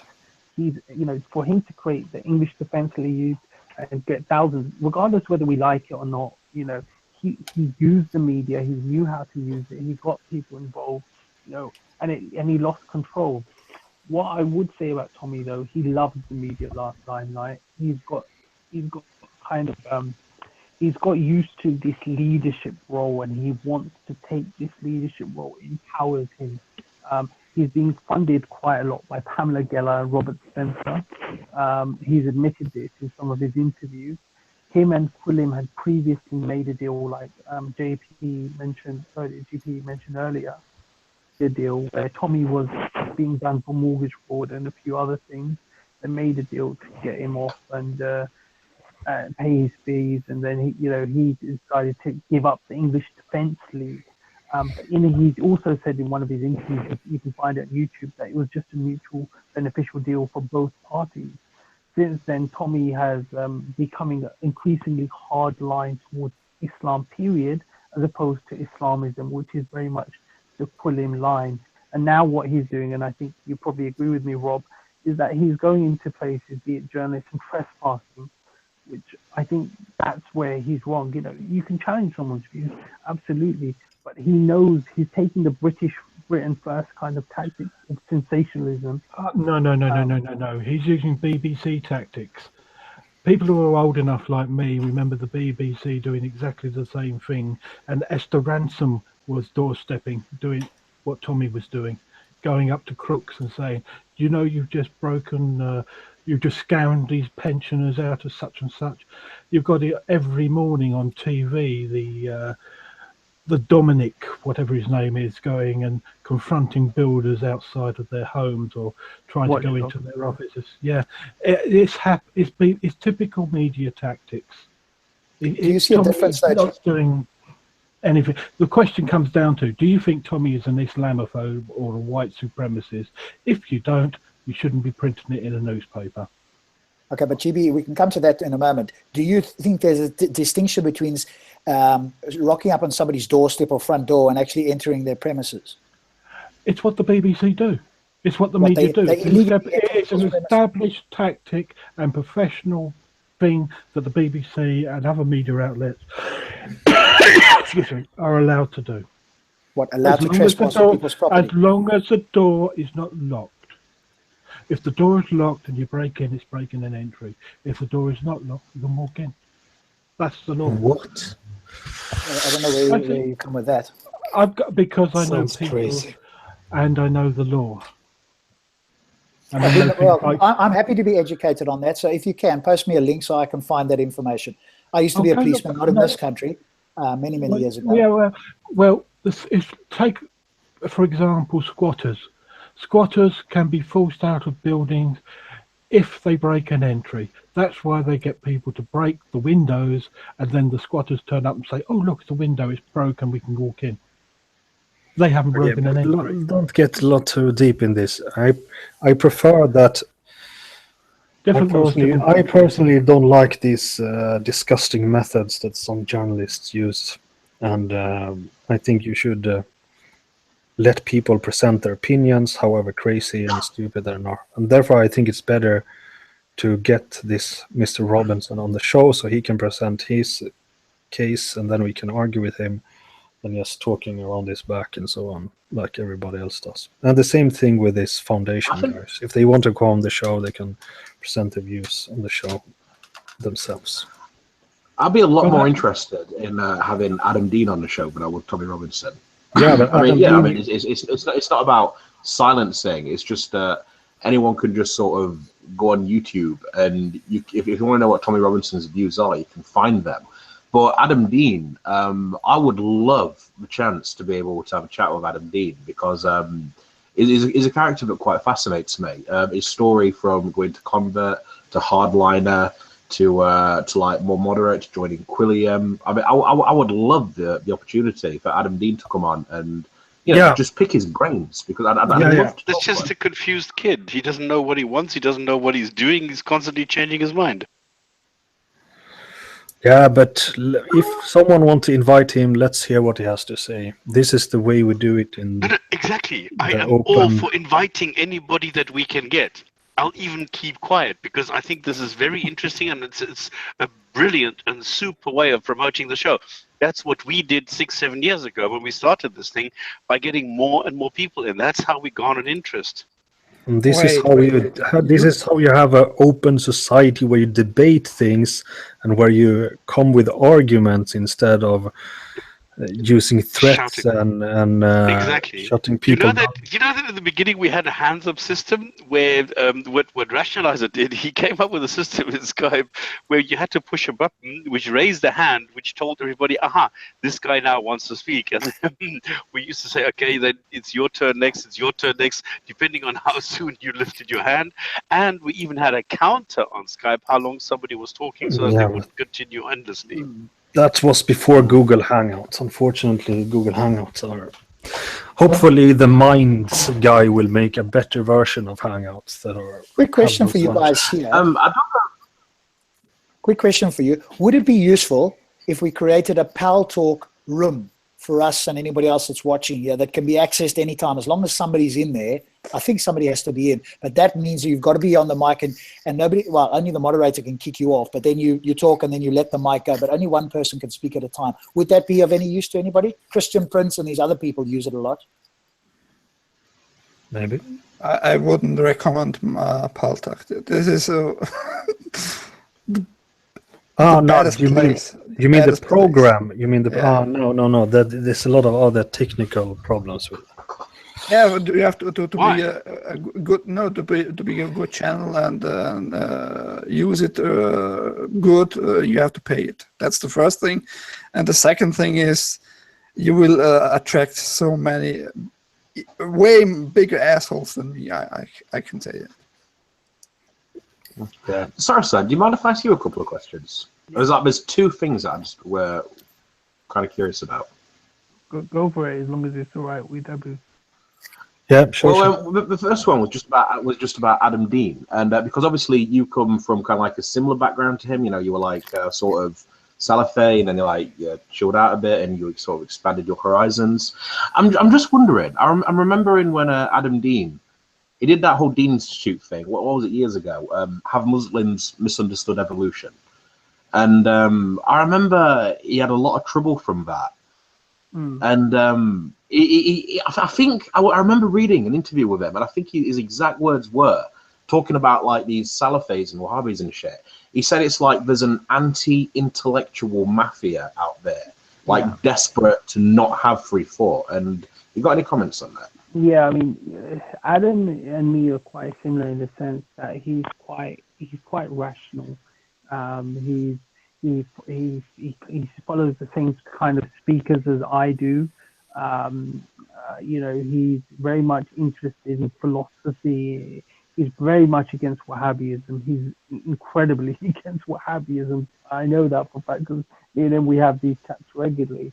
And yeah, he's very much into that. And I think the problem is our voices get shut down because within, like, if you look at how the British media and how Islam is portrayed now, you've got most of the major channels are Wahhabi, the Salafi ones, be it Peace TV by Zakir Naik, Islam channel, Iman channel. These are the main. Then you've got the middlemen who promote the scholars like Haddad, and you've got these people who promote genital female mutilation, and then you've got like people like Adi Dawa who are the middlemen who are popular. They look cool, they're trying to act cool. Then you've got people, and Dawa now the latest thing is Speaker's Corner. Rob will attest to this, I'm sure, that most of those people there are Salafi Wahhab. They come and they've got all their cameras out. And what I don't like, and I said this earlier, is that they're not genuine in the sense that record the full debate, don't nitpick, don't edit things, don't add your own personal comments. Let's just watch things for what they are. And if you're not ready to debate, don't say anything. So I think Rob has told me to concentrate on the question. I did go off on tangent there. So. Okay. Now I want Speaker's Corner to what's the next week's topic? So next week is a special guest with Skydive Phil. And what is he going to talk about? Probably cosmology, but we can ask other questions. As I say, I'm particularly interested in, because these are the questions that I get asked a lot. So I want him to do like short answers, and some of the feedback in the chat has been, oh, it's too technical. So if I think it's being technical, then I'll ask him to make it more simple. Because actually, what I'd love to do with Phil, and it may not happen on the show necessarily, is we get short answers to all the typical questions like Hilbert's Hotel, like actual infinites, all these things that some people might go, oh, that's over my head. But we get hammered with this in Speaker's Corner all the time. And most people are so clueless that it just sounds intuitively right with certain things. And so what I want to do is get him to break that down in a way that's understandable for most people. So I can go, hey, go watch that video. Here's somebody who's an expert. They will educate you on this Hilbert's Hotel or whatever the case is. So we'll probably do cosmology. I'm going to think about it on the week. If somebody wants to email me or send any questions that you have, then feel free to do that and I can ask that as well. I'm going to keep it to a small number of people on so that Phil can do most of the talking. We'll ask questions. People can ask questions in the chat, but I'm going to make it a much smaller panel so that Phil gets most of the talking time. We've only got him for 2 hours and that will fly by very quickly. So at the moment, I'm just going to say cosmology, but I'll speak to him on Tuesday and go, hey, is there other things? Because I'm also interested in the argument from design and the, what's the other one? The argument from design and the other one. What's the one that sort of goes hand in hand with it? There's not the complexity. Which one? No. Oh, it's the fine-tuning. Fine-tuning. Yeah, fine-tuning and the design, those two, and of course the complexity thing, which he has answered before, but if he I'll try and get him to do sort of shortish answers so that we've got little bits on each of those. But any questions you have, send that to me ahead of time, because I can collate those and I'll send it to him as well. Otherwise we'll just ask him on the show. But at the moment I'm just going to say cosmology because that's his real specialty, although when I've sat on the train with him and we've had a chat, he knows everything else as well, so we can throw. He's not as good from what I can see on the philosophical. I could be wrong, but he's very, obviously, as you all know, very good on the cosmology side. Okay, then I will read the hadith of the day. Narrated by Zainab bint Jahsh that the Prophet ﷺ once came to her in a state of fear and said, "None has the right to be worshipped but Allah. Woe unto the Arabs from a danger that has come near. An opening has been made in the wall of Gog and Magog, like this," making a circle with his thumb and index finger. Zainab bint Jahsh said, "O Allah's Messenger, sallallahu alaihi wasallam, shall we be destroyed even though there are pious persons among us?" He said, "Yes, when the evil person will increase." So That was Take that. useful. You know, that actually reminds me. Is anyone? Are people familiar with like a regular character at Speaker's Corner calls himself Sarah? Yeah. Yes. Sarah Speaker's Corner. Yes. There's this thing that I don't get, right? There's I don't know if anyone's seen Islamophobia TV, but they apparently did this expose on him. They did this video, which sort of exposes him. And then I was looking at a lot of the comments, and a lot of the Muslims were like, got him, caught him, exposed him. And I was just scratching my head, because what happened, right? This bloke, Sarasa, he was down to Speaker's Corner, and he makes arguments about religion, about what religious teachings, about implications. And then they did this video of him on, I think it was EastEnders, where he plays a bisexual character. And I'm just scratching my head. It's like, we've caught him, and it's like, Raven, is this a comment on the hadith? Is this a comment on the hadith?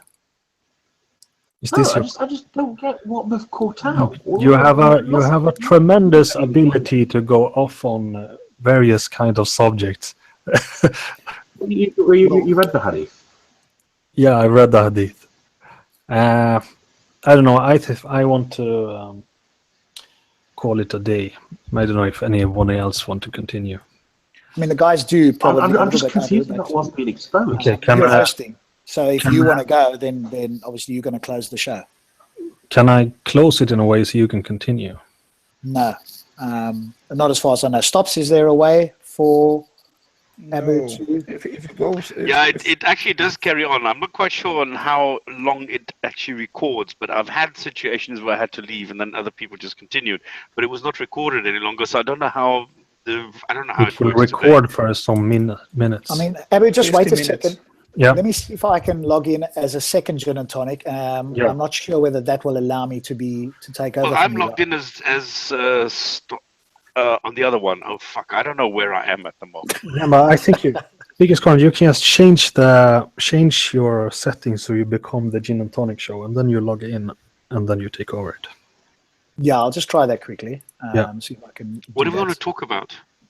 While we do that, can I just respond about the Sarah incident? Because Lamb of God just asked me. Yes. In the thing. So what if those who don't know Sarah, his real name is Stephen. So he follows. He's a black supremacist, and I don't just. Come on. He basically thinks that black people are superior to white, Asians, and everyone else. And I know this because I've asked him first. I've never actually heard him say that. He says no, he he does. I've spoken to him. I've asked him directly. We had a debate, and I said to him, "Do you believe black people are superior to white people?" And he does not want to answer that question. Saracen, can you just hold on a second? We're talking about two very, very, very, very different things.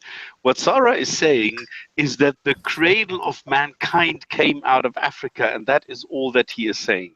No, he actually believes black people are superior to white people, and white people. No, that's not what he's saying. No, listen, stop. I've asked him directly, and his friends have confirmed it with me on this issue. They won't talk about it on camera because if he says certain things, he'll get in trouble. Even Speaker's Corner has laws.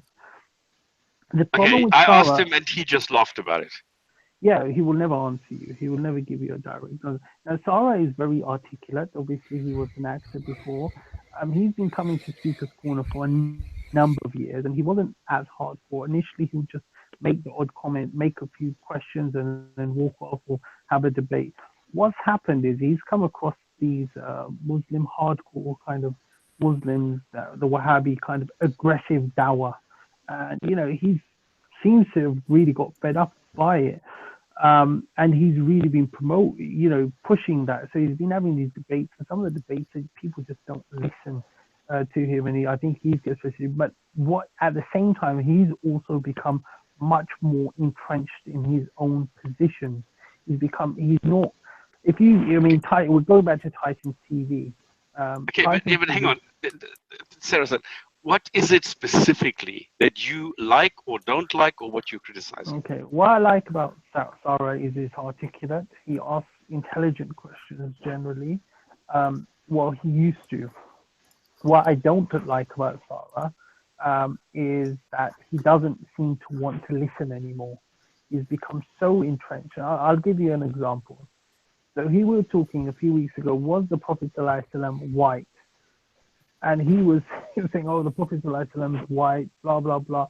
I'm saying, look, mate, he wasn't white like you understand, like European white pale skin. He goes, no, he was a white man. That's why black people were subjugated under Islam.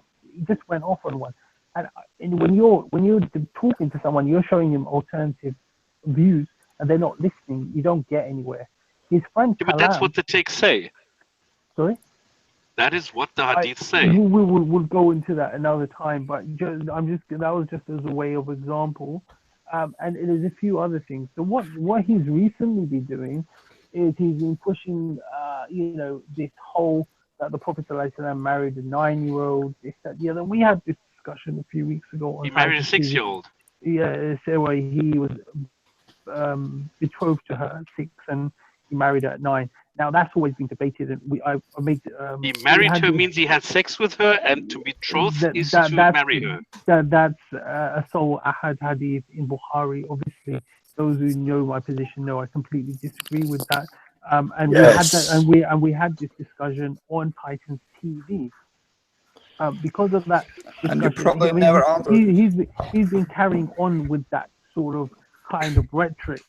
And he's also been like carrying on with a number of other things. So what the Muslims done in Speaker's Corner, they basically have found this video of him. Well, he would never give you any information about himself. He would never give you information what his real name was, what his beliefs were. So they've dug it all up, and they found this video of him playing a homosexual character 15 years ago. Bisexual, 15 years ago, where he kissed a man. Now, my point is that you seem to be very angry with white people. You seem to be very angry with morality. Maybe it's because you got chewed up by the industry and you got spat out. And that's what I believe. And and that's where this video raven has come from. It's no, but I still don't get it. The whole expose before you do that, him because he makes certain points about Islam and morality, and then it's like, oh, an expose. So I thought it was going to be like something shown to be a hypocrite or something like that. Or it's like, oh, no, we can find out that he doesn't believe it, or like his points are refuted. Okay, yeah. So I'm gonna go now. I'm sorry, I have other duties later. Do it and let's see what happens. Yeah. So now I've resumed the show, so you should be able to jump off now. Okay. Goodbye, everybody. Good night. See you next Friday, hopefully. Yes. I will thank you very much for what you did on the Mongolians. That's a lot of work that you did there. You presented it well. Brilliant. Thank you. Thank you.